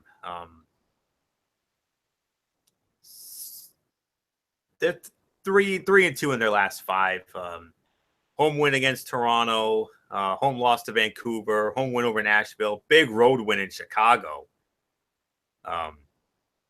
on Thursday, and then that tough loss to St. Louis in St. Louis tonight. Doesn't get any easier. They got the Washington Capitals coming in on a Sunday night. That's not going to be an easy task, to say the very least. Then they got St. Louis coming in on Wednesday. Next Friday, they host Buffalo. They go to San Jose on Saturday the 18th. The 22nd, they're hosting Edmonton. And then on the 24th, they host Winnipeg. And that's it. So, yeah, Anaheim. Playing some all right hockey. I just don't like what I've seen from them right now. I got to drop them here in a tie at number 9 with the Edmonton Oilers. So that's really all I can say on that. So co-number 9s are the Anaheim Ducks and the Edmonton Oilers. All right. Number 8. All right. I think this is where it's going to hit the fan now, because we have so many teams playing some really good hockey right now. And unfortunately, some of these calls are going to be very difficult, because some really good teams are going to end up getting punished here because of the fact that, the last 10s haven't been that good. But there are like 6 or 7 good teams right now that have like a 7-3 or higher when it comes to the last 10, and that's really gonna make major dividends. So where are we? Number 8 now. So my number 8s. I hate to do it. I have yet another tie here. And these are 2 of the top teams in the Eastern Conference, and but both of these teams that I have at number 8 are 5-4-1 in their last 10 games. I know the records are great, but I haven't liked what I've seen out of them lately. Here we go. It's going to hit the fan right now. My number 8s, the Washington Capitals and the New York Rangers. I have not liked what I've seen from these guys lately. You look at the case of the Rangers, they're 5-4-1 in the last 10. They lost their last game, but who did they lose to? They lost to the Carolina Hurricanes. That does not sit well with me. And for the last several years, MF and I know this. MF, you should know this as well as I do. We've had their number. We've dominated Carolina, but we lose to them in their house. Doesn't sit well with me. And Washington, cream of the crop, you. Yeah. You're not playing like the number one team like you've been in our previous 3 power rankings. 5-4-1 in your last 10, losers of 2 in a row. That's not number one material. I'm sorry to say that. So, you look at the Washington Capitals, best record in the league, 44, 15-7, 95 points. But after previously having won 3 in a row, including a beatdown of the Rangers in the Garden, home wins against New Jersey and Philadelphia, they've lost 2 in a row. One at home to the Dallas Stars. Again, doesn't sit well with me. But Thursday night, you lost to a more respectable opponent, the San Jose Sharks, who are in my top 2, like I said. Now you got to go up against the Los Angeles Kings, a former 2-time Stanley Cup champion. You go up, and that's tonight, later tonight. And then Sunday night, they're at Anaheim against the Ducks. Tuesday, they're at home against Minnesota. Thursday, they're home against Nashville. Next Saturday, they're at Tampa Bay. Tuesday, the 21st, they host the red hot Calgary Flames. Read into that what you will, where I have them. And then on Thursday, the 23rd, they host the Columbus Blue Jackets, and that's it before our next rankings. So, my Lord in heaven, I mean, how the mighty have fallen. I mean, they're with his team mired in an offensive funk. Head coach Barry Trotz did something he's avoided for months. He changed up his forward lines, and it included Alexander Ovechkin being dropped from the first line to the second. And that's just some of the things that Coach Trotz is doing and trying to shake things up in our nation's capital. So, but Washington, wake up! You're the best team for a reason. You got to start playing like it. Because 5-4-1 in your last 10 and 2 in a row losing? Nope, not going to get it done. And with the playoffs a month away, you boys got to wake up, or else it's going to be another disappointing playoff exit for you boys. One of the 2 best teams to never win the Stanley Cup. It is the Washington Capitals. And the other, of course, is the San Jose Sharks. And we're going to get into them in a little while. As for the New York Rangers, 43, 23-2, 88 points. They've been playing okay. Since our last power rankings, they went into Boston and picked up a huge win against the Bruins. And then a bad home loss to the Montreal Canadiens. And then they're in the midst of a long road trip here. We're in the midst of a 4-game road trip. And so far, we're 2-1. Won the first 2 legs of the road trip, wins in Tampa and Florida, but then that bad loss to Carolina. Unacceptable to me. Sunday night, they go up against, Michael Fletcher, our dream Stanley Cup final matchup, although we can never get it now because they're in the Eastern Conference now. Our dream Eastern Conference final, hopefully one day, or a playoff matchup when the New York Rangers go up against the Detroit Red Wings on Sunday night, NBC Sports Network at the Joe. And then Sunday night, they go home and host the Tampa Bay Lightning. And then next Friday, they got the Florida Panthers coming in. Next Saturday, they go up against the Minnesota Wild in Minnesota. Jersey on Tuesday the 21st. Wednesday the 22nd, they host the Islanders. Wednesday night rivalry. The night you love to hate. And then that's it before our next rankings. But there is a praise God moment that comes out of this. And MF and I are very happy. Our man, the best in the world when it comes to goaltending, well, at least in our opinion, Henrik Lundqvist, celebrated a milestone this past week. I believe it was the win against Florida, I believe. He picked up his 404th career win, which I believe puts him now in the top 10 all time when it comes to the winningest goaltenders in NHL history. You talk about the Washington Capitals and the San Jose Sharks being the 2 best teams to never win the Stanley Cup. If I'm going to talk about it, the best individual player to never win the Stanley Cup or the best goaltender to never win the Stanley Cup, No doubt about it. It's Henrik Lundqvist.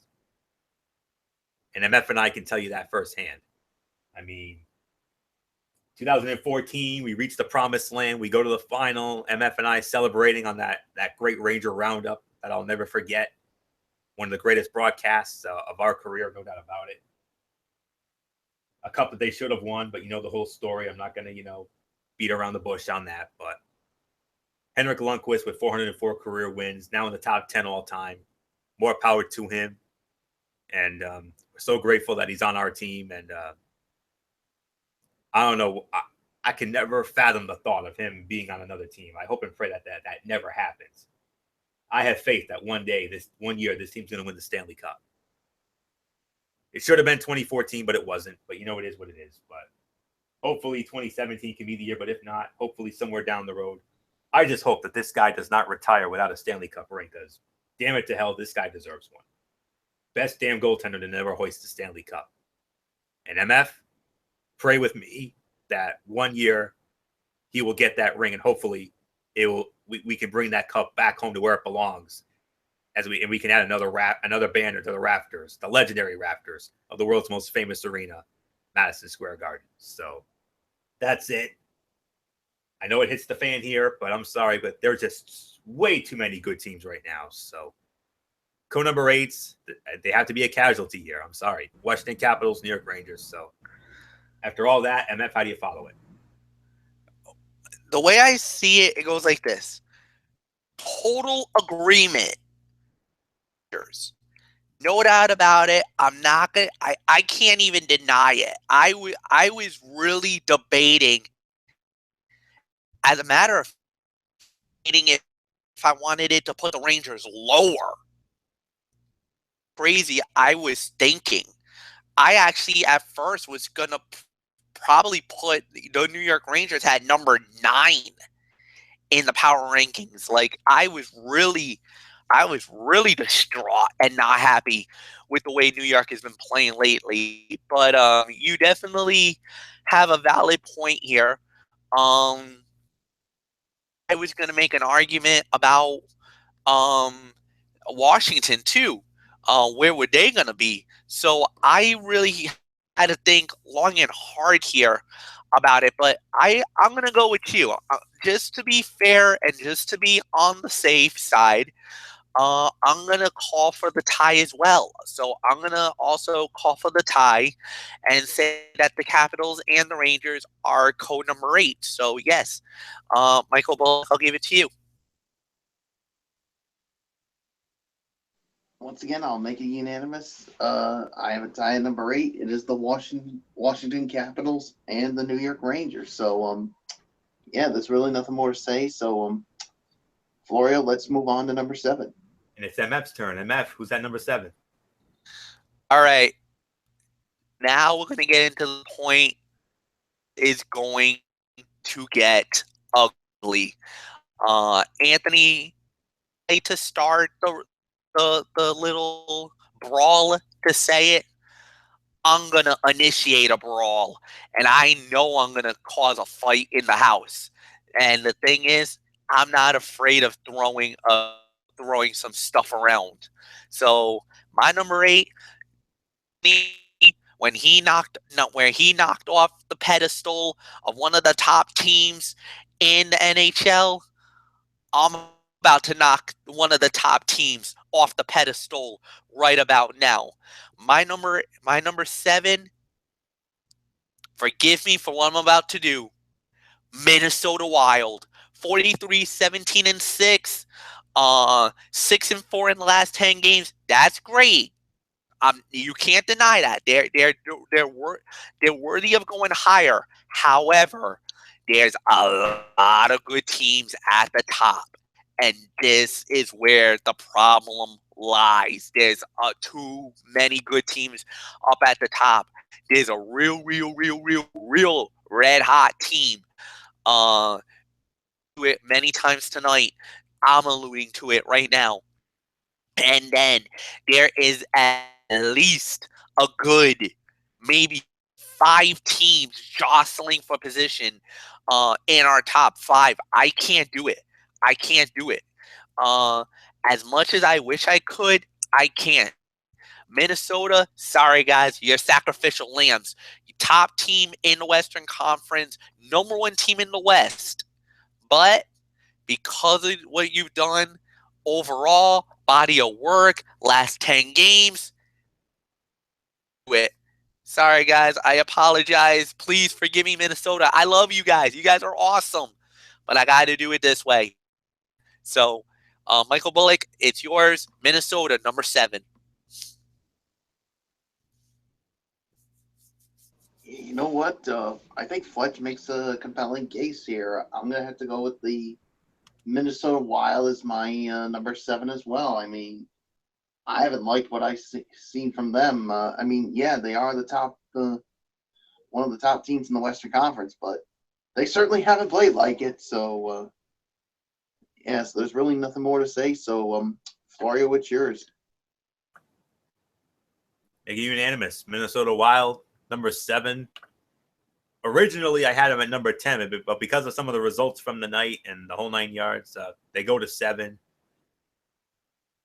43, 17, and 6, 92 points. That's the best record in the Western Conference. Much to the delight of Minnesota native and NHL Network host Jamie Hirsch. Beautiful young lady who's rooting hard for her hometown Wild. No doubt about it. Let's see what they've done since our last rankings. The last couple of weeks, tough road loss in Columbus, a big home win against San Jose. They had lost 2 in a row going into tonight. They had lost 2 in a row. St. Louis, a 4-1 beatdown loss at Tampa Bay. But then tonight they rebounded, knocking off the Florida Panthers 7-4 in Sunrise, Florida tonight. They next play on Sunday afternoon as part of the NBC Sunday afternoon game of the week when they go up against, listen to this, guys, the Chicago Blackhawks in Chicago. And guess what? It doesn't get any easier for the Wild. I mean, going to Chicago, that's bad enough. Sunday afternoon. Tuesday night, they then have to go to Washington against the Capitals. Yeesh. Possible but that could be a Stanley Cup Finals preview, boys. You never know. And then on Thursday, they go to Carolina against the Hurricanes. And then on March the 18th, next Saturday night, guess who's coming into Minnesota, MF? Our New York Rangers. Again, maybe a Stanley Cup Final preview. Praying to the good Lord that's the case. Sunday the 19th, they're at Winnipeg against the Jets. Tuesday the 21st, they host San Jose. And then Thursday the 23rd, they have the Philadelphia Flyers coming in. So, but the Wild, though, man. I mean, they're 3rd in goals scoring, 4th in goals allowed. I mean, they're 6th in power play percentage and penalty kill percentage. That's really good. And Dubnyk continues to do his thing.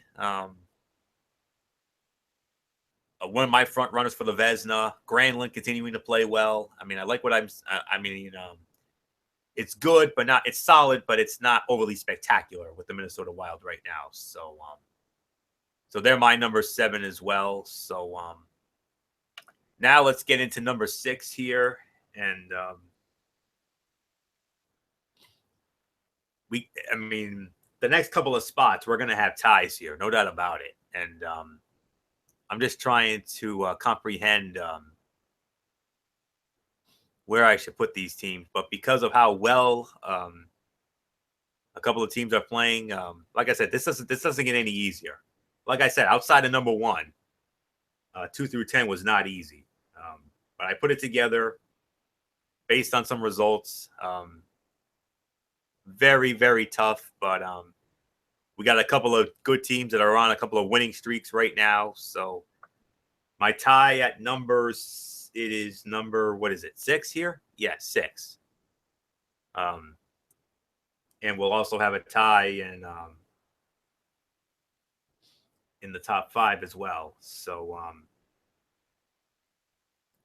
yeah, St. Louis was a standalone. Number 10, Anaheim and Edmonton. Washington, the Rangers, Minnesota. Okay. My number 6. Yep. Okay. Number 6, it is. I got to go with my co-number 6s as the Montreal Canadiens and the Boston Bruins. Both teams 7-3 in the last 10 games. Montreal lost their last game. They would have been a lot higher because they were in the midst of a very long winning streak, but a beatdown loss last night. Montreal currently leads the Atlantic Division. They stand at 38-22-8 with 84 points. 7-3 in the last 10. They lost their last game, like I said. So much for Claude Julien. I mean, everybody was saying, "Oh, Claude Julien, that's gonna be a nightmare. It's gonna be a disaster." Look what Claude Julien's done with this team. He's got them playing some damn good hockey, with the exception of their last game. They were in the midst of a long winning streak. They had won 5, 6 in a row going into last night. Against that same red hot team that we're talking about. So okay, they were in the midst of a long winning streak. I think it was 6 in a row or something like that. They had wins at Toronto, at New Jersey, home against Columbus, and then a home win against Nashville, a big road win in New York against the Rangers in the Garden, a beatdown win. And then a nice win at Vancouver on Tuesday, but then Thursday night, a 5-0 beatdown loss to the Calgary Flames. Oh, man. Sunday night, they go up against the Edmonton Oilers. Implications there. Tuesday, they host the Chicago Blackhawks. That could be another Stanley Cup final preview. You never know. And then next Saturday, they go to Ottawa against the Senators. Another hot team right there. They're in my top 5. Well, actually, it's a home-and-home series with Ottawa. At Ottawa, Saturday the 18th, and then on Sunday the 19th, they host Ottawa in Montreal. And then on the 21st, they got Detroit coming in. And then on the 23rd, they got Carolina coming in. Midst of a long homestand, but give it up for Claude Julien, man. I mean, he's turned this team around. The fortunes have turned around. Because they were left for dead after they fired Therrien, and look what they've done. Carey Price playing well. Pacioretty's been playing well. I like what I've seen out of him, and but I did not like what I saw on Thursday night against that red hot team, and in the Calgary Flames. We'll tell you where they stand in a moment. My other number 6, it is the Boston Bruins. 7-3 in the last 10. They won their last game. You talk about Claude Julien changing the fortunes of Montreal. Look at Bruce Cassidy and what he's done in Boston. 35, 26, and 6, 76 points. Division, 6 points behind Ottawa, 8 behind Montreal. Second in penalty kill. That's very good. That is as good as it gets. If you're second in penalty killing, that's the notable stat for the Boston Bruins right now, and that's why they've been playing very well as of late. Since our last power rankings, they beat down the Dallas Stars 6-3 on the 26th, and then a 4-1 home beatdown of Arizona on February 28th. And then after that tough luck loss to the Rangers on the 2nd, and then they rebounded with a hard fought win against New Jersey. Bad loss at Ottawa, a 4-2 loss at Ottawa on Monday, and then a 6-1 beatdown of the Detroit Red Wings on Wednesday night. This afternoon they host the Philadelphia Flyers, and then they go on a 4-game Canadian road trip starting on Monday night and they're going to be going up against Vancouver. And then they got to go against Calgary. Good luck with how they've been playing. At Edmonton, good young team with McDavid in them. And then on the 20th at Toronto, before they return home on the 21st to host another red-hot team, the Ottawa Senators. And then on the 23rd, they host the Tampa Bay Lightning, and then that's it before the next rankings. But Bruce Cassidy, more power to you, my friend. I mean, what a job you're doing with this team right now. And if you keep this up, we just may have to remove that interim tag. I mean, Tuukka Rask's been playing great. Marchand's been playing unbelievable. Pasternak's playing well. Krejci. I like what I've seen out of him. But Tuukka, though, 225 goals against, 914 save percentage, 6 shutouts. We may have to start considering him for Vezina honors with what he's been doing. But I don't ultimately think he wins it, though. But he's playing well. He's got the numbers to back it up. So So that's it. Code number 6 is Montreal Canadiens, Boston Bruins. I know they probably should be higher, but we got several other good teams that are playing some damn good hockey right now. And this is the time to do it with the playoffs a month away. So Montreal and Boston, the two heated rivals, number 6. MF, how about it?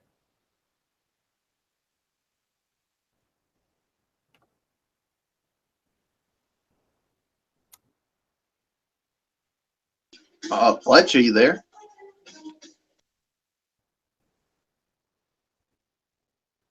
Forgot to unmute my mic. No. Sorry. Forgot to unmute my mic. I wish I could agree with you here, but Disagree. Give you the benefit of the doubt. Yeah. Boston and Montreal is number 6. Oh. Okay. I agree. I had another team in mind, but nah, I'm not going to pull the trigger on it yet. I'm just going to hold off, and I'll give it to you. Yeah, I got the Canadiens and the Bruins as my number 6 as well. So yeah, there's really nothing more to say. Let's move into the top 5. Find a matchup. All right, MF. Who do you have? Chicago Blackhawks. I'm ripping it right now. Is the best way to do it. Best way to rip a Band-Aid. Just rip it right off and just deal with the hurt. I know. Matt Ward's probably going to be flipping out at me right now, probably calling me a mutton hen and an idiot, and probably going to throw me on the list. But I don't give a damn. 7-3 in the last 10 games, 2 big losses, and the biggest one of them all, you got caught by Detroit. Detroit's not even good this year. Detroit is actually in 9th in the Eastern Conference with 63 points. They're going to need a miracle to make the playoffs and keep the streak alive. I think the streak is over, and you lose to them 4-2. Anthony, what was that word you say? Unacceptable, or in the mortal words of Charles Barkley, terrible? Yeah, terrible. I got nothing more to say. I'm sorry. I'm bringing my little hockey stick, and I'm hitting and I'm hooking, checking, and I'll even get hit with a double minor for a high stick because I just hit the Blackhawks with a high stick in the face. So they're my number. They're definitely getting punished. Bullock, it's yours.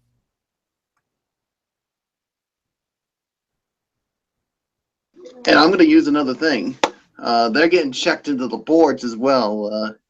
I agree. The Chicago Blackhawks are my number 5 as well. I mean, yeah, there's really nothing more to say. So, Florio, it's yours. And about the San Jose Sharks, I forgot to mention they're in my. I believe I have them in. I don't have them in my top 2. They are in my top 5, though. I will admit that. Yeah, Chicago Blackhawks. I mean, what can you say? I mean, going into this week, I mean, I had them as high as 2 in these rankings going into this week because 42, 20 and 5, 89 points, 3 points behind Minnesota for the Central Division. This team right here was playing some great hockey as of late. Games, not so much. I mean, they were in the midst of a 7-game winning streak here, guys. February 19th, easy win in Buffalo, huge win in Minnesota on the 21st, and then an easy home win against Arizona on the 23rd. St. Louis, that was another home win on the 26th, and then a statement win against the Stanley Cup champion Pittsburgh Penguins on the 1st, beat the Islanders on the 3rd, beat up on Nashville on the 4th, but then back-to-back losses. A tough luck home loss to the Anaheim Ducks, understandable. Anaheim's a solid team. But like MF said, how can you lose to the Detroit Red Wings in Detroit when the Red Wings are going to miss the playoffs for the first time in 30 years? I mean, I can't remember. I mean, I'm gonna have to look into that. I'm gonna have to look up and see when was the last time the Detroit Red Wings missed the playoffs, because unless they go on a major run, which I honestly don't see happening, for the first time in forever and a day, the Detroit Red Wings are not going to be in the Stanley Cup playoffs. I mean, picture that, guys. The Detroit Red Wings a Stanley Cup playoff year, guys, without the Detroit Red Wings. Could you have ever fathomed that? With all those teams that they had back in the day, the Stevie Y teams and the Zetterberg and Datsuk teams and Lidstrom and them? No. But story for another day. But for the Chicago Blackhawks, they host Minnesota. That's a big game, Sunday afternoon on NBC. That's Sunday game of the week right there. That's a big boy game right there. And then they go to Montreal. Oh, my goodness, these next 3 games. Minnesota at home on Sunday. At Montreal Tuesday. At Ottawa Thursday. And then you go to Toronto next Saturday. Host Colorado on the 19th. Host Vancouver on the 21st. And host Dallas on the 23rd. I mean, the only good thing right now about the Chicago Blackhawks is that Patrick Kane is, continuing to impress. Definitely making a case, another case for MVP yet again. Goaltending, Scotty Darling. I can't believe I'm saying this, but Scott Darling is actually better than Corey Crawford. I never thought I'd hear myself say that, but Darling's having a better year than Crawford is. But Patrick Kane right now is near the top of my list for MVP, no doubt about it. With his 29 goals and 41 assists. I mean, I think he's on another long point streak right now. When I was watching the hockey show the other night, the On the Fly with the beautiful Jamie Hirsch in them, so there you go. Chicago Blackhawks, number 5. They would have been a lot higher if it wasn't for those back-to-back losses. That tough loss to Anaheim and then that bad loss to the Detroit Red Wings. So that's it at number 5. Number 4. Okay, number 4. I believe this is where I have the San Jose Sharks, your reigning and defending Western Conference champions. 7-1-2 with a couple of overtime losses. They've won 2 in a row. I want to put this team higher, but there are 4 really other good teams right now that are playing some great hockey as of right now. I might have to make a tie here. At number 4 as well. Yeah, I think I'm going to do that. Actually, I stand corrected. Co-number 4s, your reigning and defending Stanley Cup champion Pittsburgh Penguins and the New York Islanders. Both teams 6-3-1 in the last 10. Pittsburgh has won 4 in a row. The Islanders have won 2 in a row. And, I mean, what else is there to say? I mean, the Pittsburgh Penguins definitely starting to play like the Stanley Cup champions. 42-16-8, 92 points. Winners of 4 in a row. And ever since they got beat down by the Blackhawks in Chicago at the start of this month, they haven't lost. They've played some really good hockey as of late. Let's see what they've done. Since our last power rankings, home win against Philadelphia, a bad loss in Dallas against the Stars on February 28th, and then that beat down by Chicago on the 1st, and then 4 in a row against the likes of Tampa Bay at home wins against Tampa Bay and Buffalo, and then road wins in Winnipeg and Edmonton tonight. They're at Vancouver on Saturday. Well, tonight, Monday night, boys, circle this down. Maybe another Stanley Cup final preview here. Pittsburgh and Calgary in the Saddle Dome on Monday night. Big game. And then on Wednesday night rivalry, NBC Sports Network at the Philadelphia Flyers in Philadelphia. And then New Jersey comes in on the 17th, St. Patty's Day. And then Florida comes in on the 19th. They go to Buffalo on the 21st and then go to Ottawa on the 23rd. So, yeah, Sid the Kid and his merry men, they continue to do their thing. Mike Sullivan, their head coach, doing some great things. Pittsburgh poised for yet another Stanley Cup run, no doubt about it.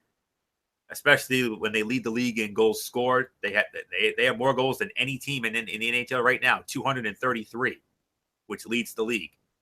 And they're also 3rd on the power play. Power play percentage, they're number 3. Last time I checked, that's pretty damn good. And that's why they're the reigning and defending Stanley Cup champs. And who knows, maybe they could win it again this year. Pray to God they don't as a Ranger fan, but you never know. They have what it takes to go on another deep run. My other number 4, the New York Islanders, 32, 23, and 11 with 75 points. But I like what I've seen out of them. They're 6-3 and 1. They've won 2 in a row. Doug Waite, I mean, great player in his own right. And he's taken his great playing skills to the bench. And look what he's done for this team. They played very well ever since they fired Jack Capuano. Okay, February 25th, they got beat down by the Columbus Blue Jackets 7-0. But this is where it picks up. Big road win in Dallas. Tough road loss at Chicago. Beat down by Calgary, but the last 2 games, a 4-1 beatdown of Edmonton in Edmonton. Big deal. And then 4-3 at Vancouver Thursday. At St. Louis tonight, that game's on the NHL Network. Check it out. Monday and Tuesday, a home-and-home series with the Carolina Hurricanes. They host Carolina on Monday, and then they're at Carolina Tuesday. Winnipeg comes in on Thursday. Columbus comes in next Saturday, the 18th. March 22nd, at the New York Rangers in Madison Square Garden, NBC Sports Network. Big deal. And then on the 24th, they go to Pittsburgh against the Penguins. Very tough schedule indeed for the Islanders. And Doug Waite, I mean, I love what I've seen. He's done a tremendous job. And if he keeps doing what he's doing, we may have to remove the interim tag off of him. Thomas Greiss, their goaltender, or Greiss, or however you pronounce his name. Good goaltending. Tavares has been playing well. Josh Bailey has been playing well. I like what I've seen out of him. So there you have it.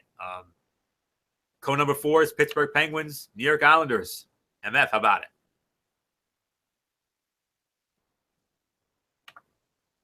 Can't really disagree. I'm going to agree with you as well. I mean, that was kind of a way where I was going with it, but, it is what it is. So, yeah, you got it. Those are my number 4. Islanders, Penguins. Bullock, it's yours. Once again, I'm going to make it unanimous here. The New York Islanders and the Pittsburgh Penguins are my number 4 as well. So, so there's really nothing more to say. So let's dive into the top 3. And MF starts it off. How about it, MF? What's the top 3 looking like? This is where now I think we kind of cleared the road. I think the road is no longer murky. 3, Columbus Blue Jackets. I got to go there. I have to do it. Winners of 3 in a row. They got the Rangers at one time. That was one of their 3 big wins. They did Buffalo in on a big win, a 4-3 win with them as well. And let me tell you, the remaining 2, they are scorching hot, man. And I hate to do it, and I'll say it, they're both from Canada. Doy! And that hurts me. It hurts me so bad to say that, but it's true. Number 2 and number 1, I think you know where we're going with it now, especially after what I just said. I kind of let the cat out of the bag. Sorry, guys. But, nah. Number 3, Columbus Blue Jackets. Bullock, it's yours. Yeah, Columbus Blue Jackets, my number 3 as well. So, nothing more to say. So, Flory, what's yours? I have one final tie here. I agree with you for the most part. One of those number 3s, yes, it is the Columbus Blue Jackets. The other number 3, your reigning and defending Western Conference champion San Jose Sharks. This is where I have them. 7-1-2 in their last 10 games. They've won 2 in a row. That's San Jose. Columbus, like MF said, 7-2-1. In their last 10, they've won 3 in a row. Start with Columbus, 43-17-6, 92 points, tied with Pittsburgh for the number 2 spot in the Metropolitan Division, 3 points behind the Washington Capitals. And now you know why the Metropolitan Division is the best division in all of hockey. Watch the All-Star game and look at the exhibition that they put on at Staples last month. But Columbus, second in fewest goals allowed. They've allowed only 148. They're 5th in goals scoring at 205. 7th in the power play percentage, 10th in penalty kill. And Tortorella has got his guys playing well. Here's a team that one point earlier in the season, they once had a 16-game winning streak, which is the longest in the league this year, and probably will be. Since our last power rankings, home win against that 7-0 beatdown of the Islanders at home. Big win against the Rangers in Madison Square Garden, 5-2. A tough loss at Montreal on the 28th. And then March 2nd, a huge home win against the Minnesota Wild. Saturday the 4th, a tough loss at Ottawa. Easy. They dominated the New Jersey Devils in back-to-back games. 3-0 in New Jersey, 2-0 at home against New Jersey. And then a 4-3 win at home against the Buffalo Sabres. First half of a back-to-back, home and home. They're at Buffalo tomorrow, and then they're at Philadelphia Monday. Thursday, they host Florida. The 18th, they go to Barclays against the Islanders. The 19th, they're at New Jersey. Toronto comes in on the 22nd, and then on the 23rd, huge game at the Washington Capitals. That's a big, big game right there. I mean, look what's going on with this team. I mean, this team is playing some great hockey as of late. Bobrovsky, another Vezina front runner, 205 goals against, 931 save percentage, 6 shutouts.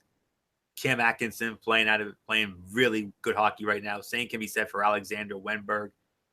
Brandon Saad playing well. I mean, I like what I've seen out of him, but Bobrovsky is the heart and soul of that team. And I mean, I really like what I've seen with the Columbus Blue Jackets. They are for real. I mean, they're no longer that dopey expansion team that they once were. Some thought, oh, this team will never amount to anything. Well, John Tortorella begs to differ.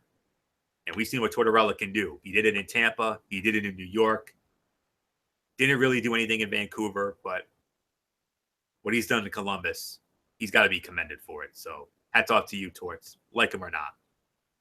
And my other number 3 is the San Jose Sharks, your Western Conference champion San Jose Sharks. 7-1-2 in the last 10, 2 in a row, 40-19-7, 87 points, leaders of the Pacific Division, third in goals allowed, 153. And that's the notable stat for San Jose. And Peter DeBoer and company, fresh off that finals appearance last year, came up short against Pittsburgh. But, it is what it is. Since our last power rankings, let's see what the Sharks have done. Okay. They won at Vancouver, home win against Toronto. And then, went a little too far there. Okay. Home win against Vancouver. They lost at Minnesota, won at Winnipeg, and then Thursday night, the big one, 4-2 winners over the Washington Capitals in what might have been a Stanley Cup Finals preview. You never know. That's how good those two teams are. Nashville coming in tonight, or today rather. Then they go to Dallas tomorrow, and then they got Dallas coming in again tomorrow. They're in the midst of a long homestand here. This is the first. That win against Washington was the first game in a 6-game homestand. Yeah, 6-game homestand, 1-for-1. Nashville comes in, then Dallas comes in, Buffalo comes in, St. Louis comes in, and then Anaheim comes in the 18th, and then they go back out on the road on the 20th against Dallas, at Minnesota on the 21st, NBC Sports Network, and then in 2 weeks at Dallas. So yeah, Peter DeBoer and company, keep doing what you're doing. You guys are playing really good hockey. Joe Thornton, Brent Burns, I like what I've seen out of it. I like what I've seen out of those two guys. Pavelski playing well, Couture playing well, Jones, solid goaltending. So, does this team have what it's? Can I see this team making another Stanley Cup run? Absolutely, they're that good. So, number 3s for me, it is the Columbus Blue Jackets and the San Jose Sharks. Number 2, no question about this. MF is absolutely right. Our top 2 both reside in Canada. And my first in the number 2 team, standalone, and these next 2 are standalones, by the way. Standalone number 2. How about this, guys? How about the Ottawa Senators? My Lord, what are they doing? 38, 22-6, 82 points, 2 points behind Montreal in the Atlantic Division. 7-3 in their last 10 games, and winners of 5 in a row. 5 in a row. Whoa. 9th in goals allowed. That's the big number for the Ottawa Senators. I mean, I cannot believe what this team has been doing as of late. they are playing their best hockey at the right time, and it's going to be a 2-horse race between them and Montreal in the Atlantic Division. Since our last power rankings, tough, bad loss at Carolina, nice win at Florida, bad loss at Tampa Bay. But since the calendar turned to March, they haven't lost. Home wins against Colorado and Columbus. Or three home wins: Colorado, Columbus, and Boston. Sorry, Bullock. That was on Monday. And then back-to-back road wins in Dallas and Arizona. They're at Colorado tonight. That's an easy win right there. I'm calling it right there. Colorado's god-awful. The 14th, they host Tampa Bay. The 16th, that could be where the winning streak's in jeopardy because they got Chicago coming in, and that's not going to be an easy game. And then Montreal comes in on the 18th, and then they got a home and home with Montreal. At home on the 18th, and then in Montreal on the 19th. 21st, they're at Boston. And then the 23rd, Pittsburgh. Whoa, look at this schedule, guys. After Colorado, home against Tampa Bay, which has been pretty decent. But then after Tampa, home games against Chicago and Montreal, at Boston, and home against Pittsburgh. Good luck, Ottawa. But nonetheless, the Senators killing it right now. Craig Anderson, their emotional leader, their emotional goaltender. Condon, who's playing well. Erik Karlsson, who's playing lights out right now. Mark Stone and Mike Hoffman. I mean, these are the guys you got to watch for. And our old friend, MF, Derek Brassard, 12 goals and 22 assists for him. So, but nonetheless, though, this is a red hot team. This is a team you do not want to see come next month. And if they keep playing like this, we could have a dark horse in the Eastern Conference. They've been there before. They got to the finals before, 2007. We all remember it. But they got beat down by Anaheim. So they keep playing like this. Who knows? This team could be like the Pittsburgh Penguins were a year ago. Remember the Pittsburgh Penguins? You know, they were so early. But then they caught fire, and then they went on to win the Stanley Cup. So maybe we could see the same thing in Ottawa. Who knows?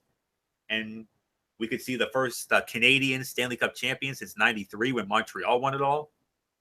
We've had an American team win it every year since 94 with the Rangers, so we'll see. But for right now, number 2, Ottawa Senators, and if they keep playing like this, they're not only going to win the Atlantic, but they could be a major threat in the East. Wouldn't you agree with that, MF, as we go to you? There's really nothing more to say. The Ottawa Senators has been unbelievable lately. They're just dominating. They're playing so good hockey. Yeah, at the end of the day, and the one thing, and I know Metropolitans are not going to like to hear this, one team that has dominated Washington, Columbus, and New York is the Ottawa Senators. So far, they have been unbelievable against them. I think they've played the Metropolitan, I think it's like 8 times already, or I think 10 or 11 times. I think I heard they're like 9-1 or 10-1 against the Metropolitan Division. They've swept through the Rangers. I think their only losses, to Columbus, and I think they only lost to them once. They swept the Rangers. They swept Washington and Pittsburgh. They dominate against the Metropolitan Division. We call the Metropolitan Division the best division in the league, and yes, they are. But it looks like the Senators has the kryptonite, and if they run into any they're going to run into a Metropolitan Division team in the Eastern Conference Finals, whatever that team is. Because if Ottawa's there, I don't like your chances. I don't. Bullock, it's yours.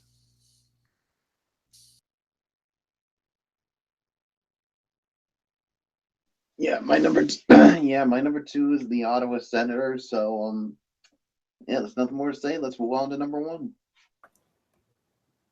And this is the red hot team we were talking about. Number 1. I believe MF, I believe you started off, and how about this red hot team at number 1? I cannot believe what they've been doing. I am blown away. Okay. Now, a lot of people are going to come out and they're going to be yelling at us, basically saying, why on earth is this team number one? Because if you look at their overall record, 37, 26, and 4, 78 points. They're a wild card team. And I know that's going to be the first strike. And I know a lot of people are going to be yelling, there's no way this team should be number one. You guys, you're getting this wrong. You're out of your minds. Okay. But when you're 9-0-1,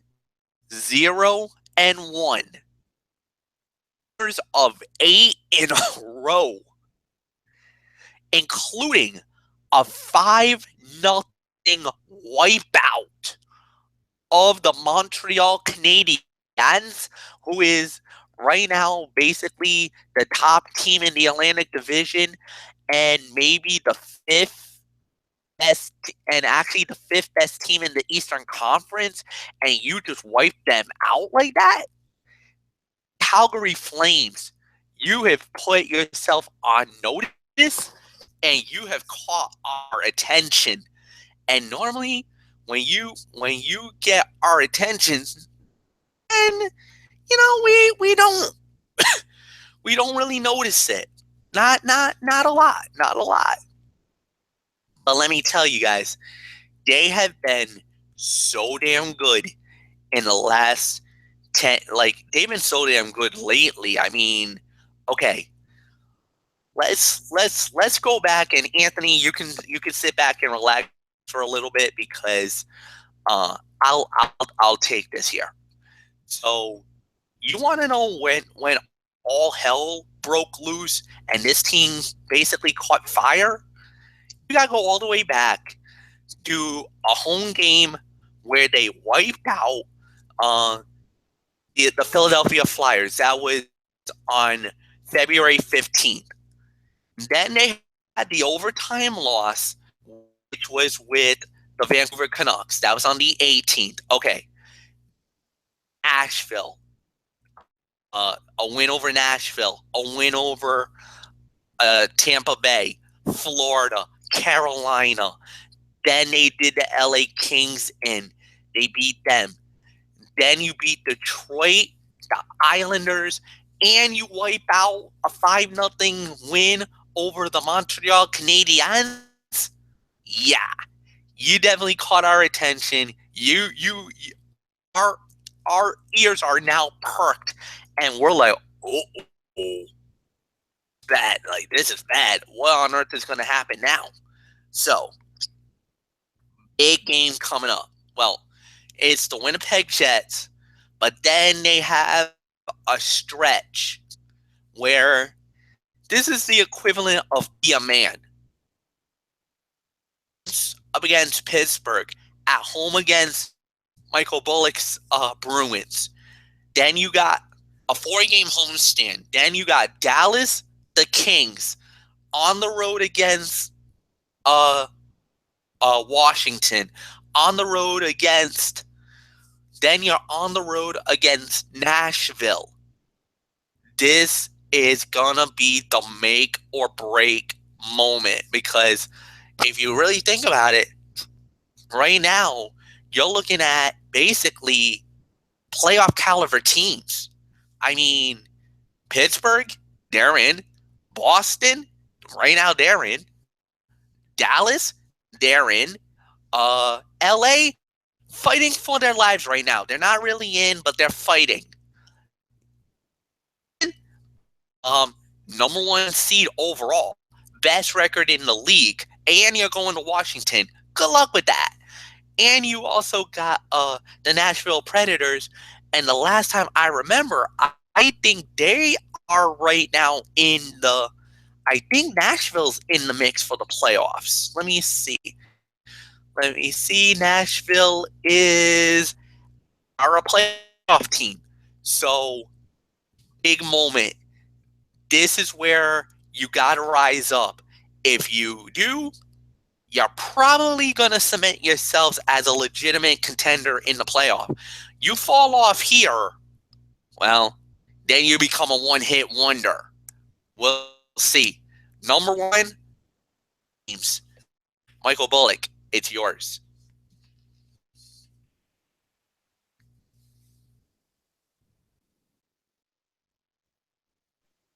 Who did you have at number one? Calgary Flames. Oh yeah. Oh, the Calgary Flames. Yeah, they're my number one as well. So yeah, so there's really nothing more to say. So Florio, it's yours.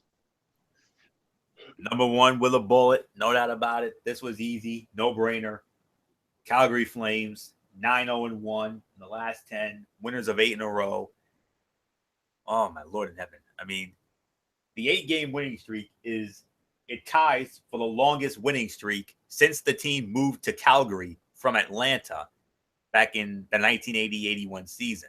That's when they were originally the Atlanta Flames, but then they became the Calgary Flames, 80-81, and this 8-game winning streak is tied for the franchise long, and MF pretty much broke down everything, and they have a chance to make that 9 in a row. They have a chance to set a new franchise mark for the longest winning streak in franchise history, and they can do that with a win tonight against the Winnipeg Jets in Winnipeg. And I honestly like their chances because Winnipeg's a so-so team, honestly. But then the winning streak's in major jeopardy come Monday night when they got to host Sidney Crosby, Evgeny Malkin, and the defending Stanley Cup champion Pittsburgh Penguins. That is not going to be an easy task whatsoever. And Boston playing very well under Bruce Cassidy. I mean, that's not going to be easy. Dallas and LA, middle of the road teams. Washington Capitals, that's a big one there. Potential preview there. And then at Nashville on the 23rd. And that's it. So, Calgary, what are you guys doing? You guys are unbelievable. Chad Johnson, not to be confused with the former NFL football, noggin diva. But this Chad Johnson, 254 goals against, 913 save percentage, 3 shutouts. Brian Elliott, solid backup. Johnny Hockey, Johnny Gaudreau, having another great year for that young man. He leads the team in points. Sean Monahan playing well. Michael Backlund, I like what I've seen out of him. And great goaltending. And the numbers may not be there. They're middle of the road in all the major statistical categories. 16th in goals scoring, 15th in goals allowed, 14th in power play percentage, and 16th in penalty kill. Those numbers may not be great, but their body of work right now, it's unparalleled.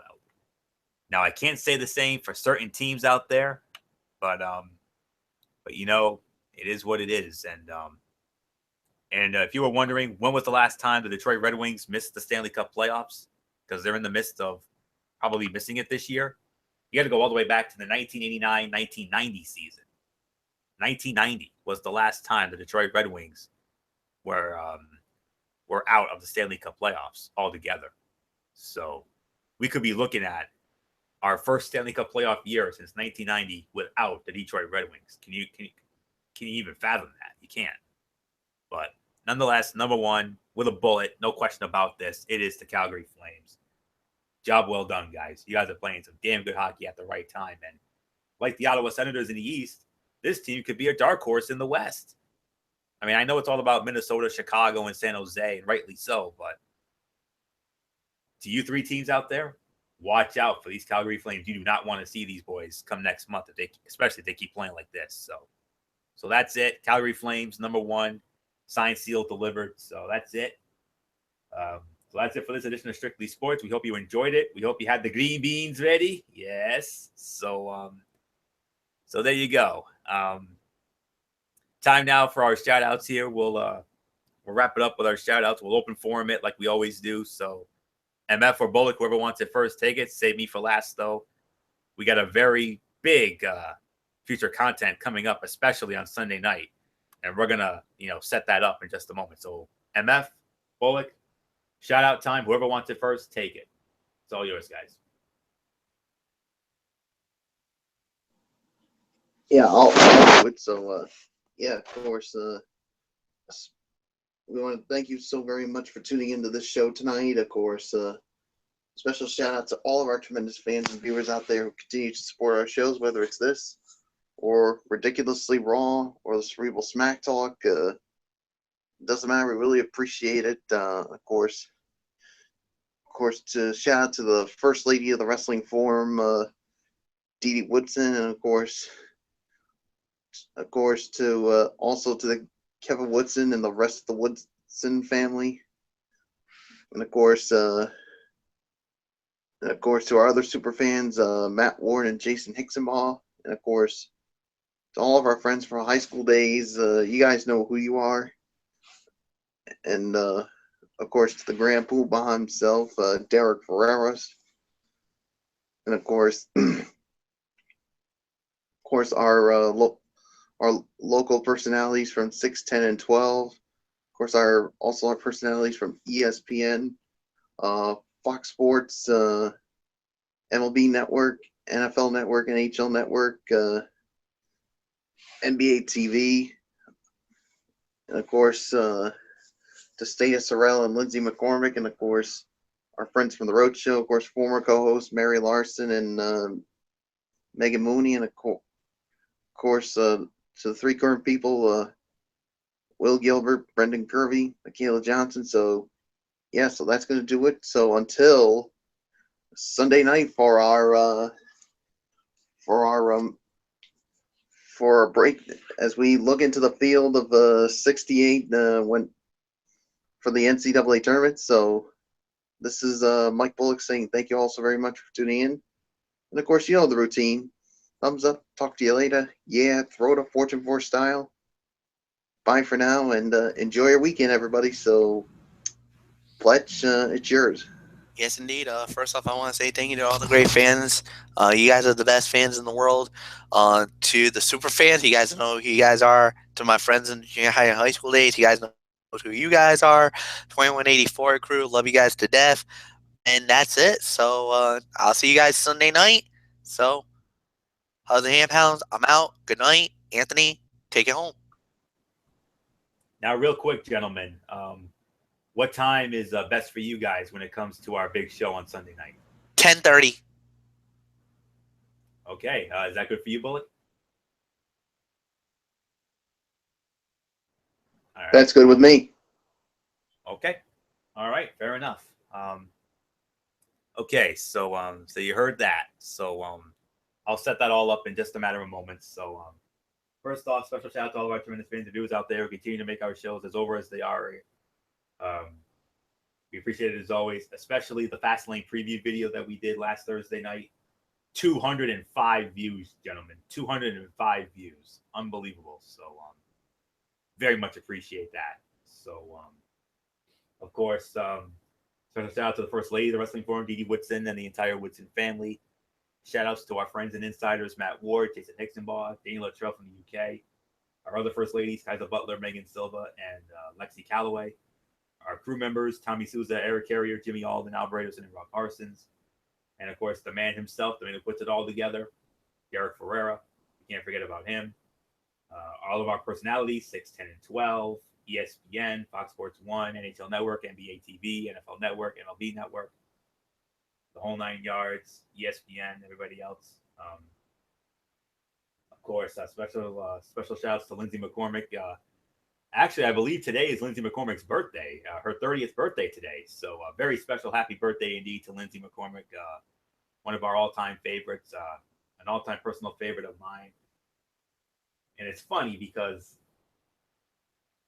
how did I stumble upon this beautiful young lady? How did I stumble upon this beautiful baby girl? Well, she came on down on The Price is Right back in the spring of 2014, and the video of that is on YouTube. So just look that up, and you'll get to see why I took such a liking to Lindsay McCormick for the last few years, and very close with her indeed. And I hope she has a blessed day, the most blessed of days, the whole 9 yards. And special shout out to Status Sorrell as well.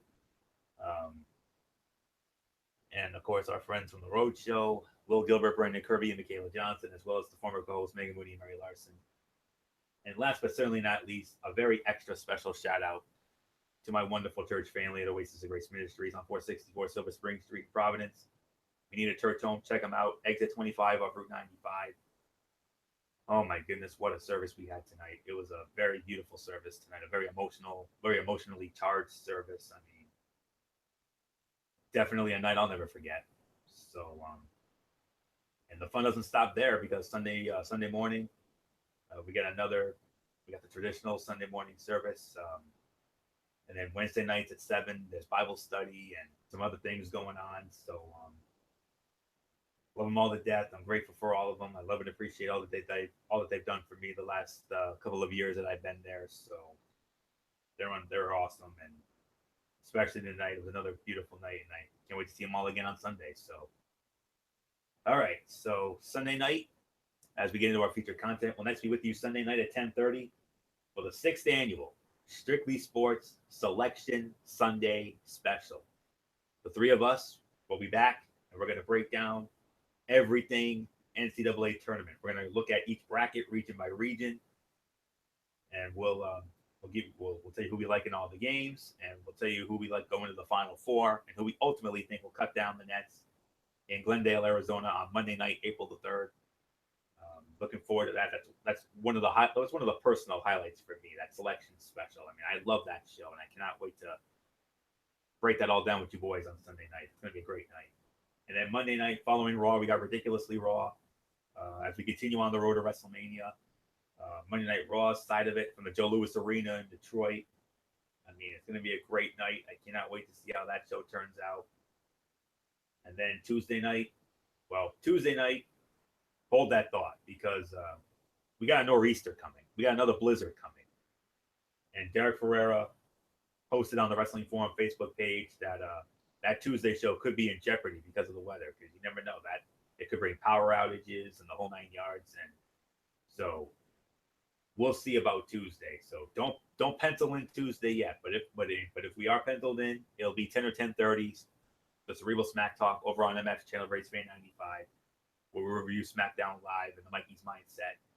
And in addition to the Raw review, it's also my Tony's take on 205 Live and Impact Wrestling, and batten down the hatches, because I'm going to have my most negative Impact review ever.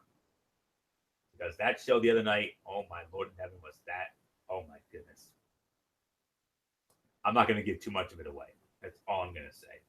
And then on and Tuesday, this Real Smack Talk, and then next Friday night, Strictly Sports. Maybe we'll get to do some tournament commentary. You never know. Hopefully, we'll get to do some commentary. We'll get to do maybe we'll get to do some live look-ins on some tournament action like we did the last couple of years. And we'll also have NBA Power Rankings. We'll probably have some more NFL free agent hot stove news. So that's next Friday night, and that's it. So until Sunday night for our 6th annual Strictly Sports Selection Sunday Special right here on the Tone 25. It's Anthony Florio here for good old MF Michael Fletcher, for Michael Bullock, and in spirit, Derek Ferreira and Didi Woodson. You know the routine, everybody. Thumbs up. Talk to you later. Yeah, sort of Fortune 4 style. But for now, my friends, God bless. Be good to each other. Have a blessed weekend. Enjoy all of the championship week action this weekend. And until Sunday night for our Selection Sunday Special, you've been watching Strictly Sports right here on the Tone 25. On YouTube.com. Bye for now, my friends. God bless. Be good to each other. And for now, Anthony Florio. So long.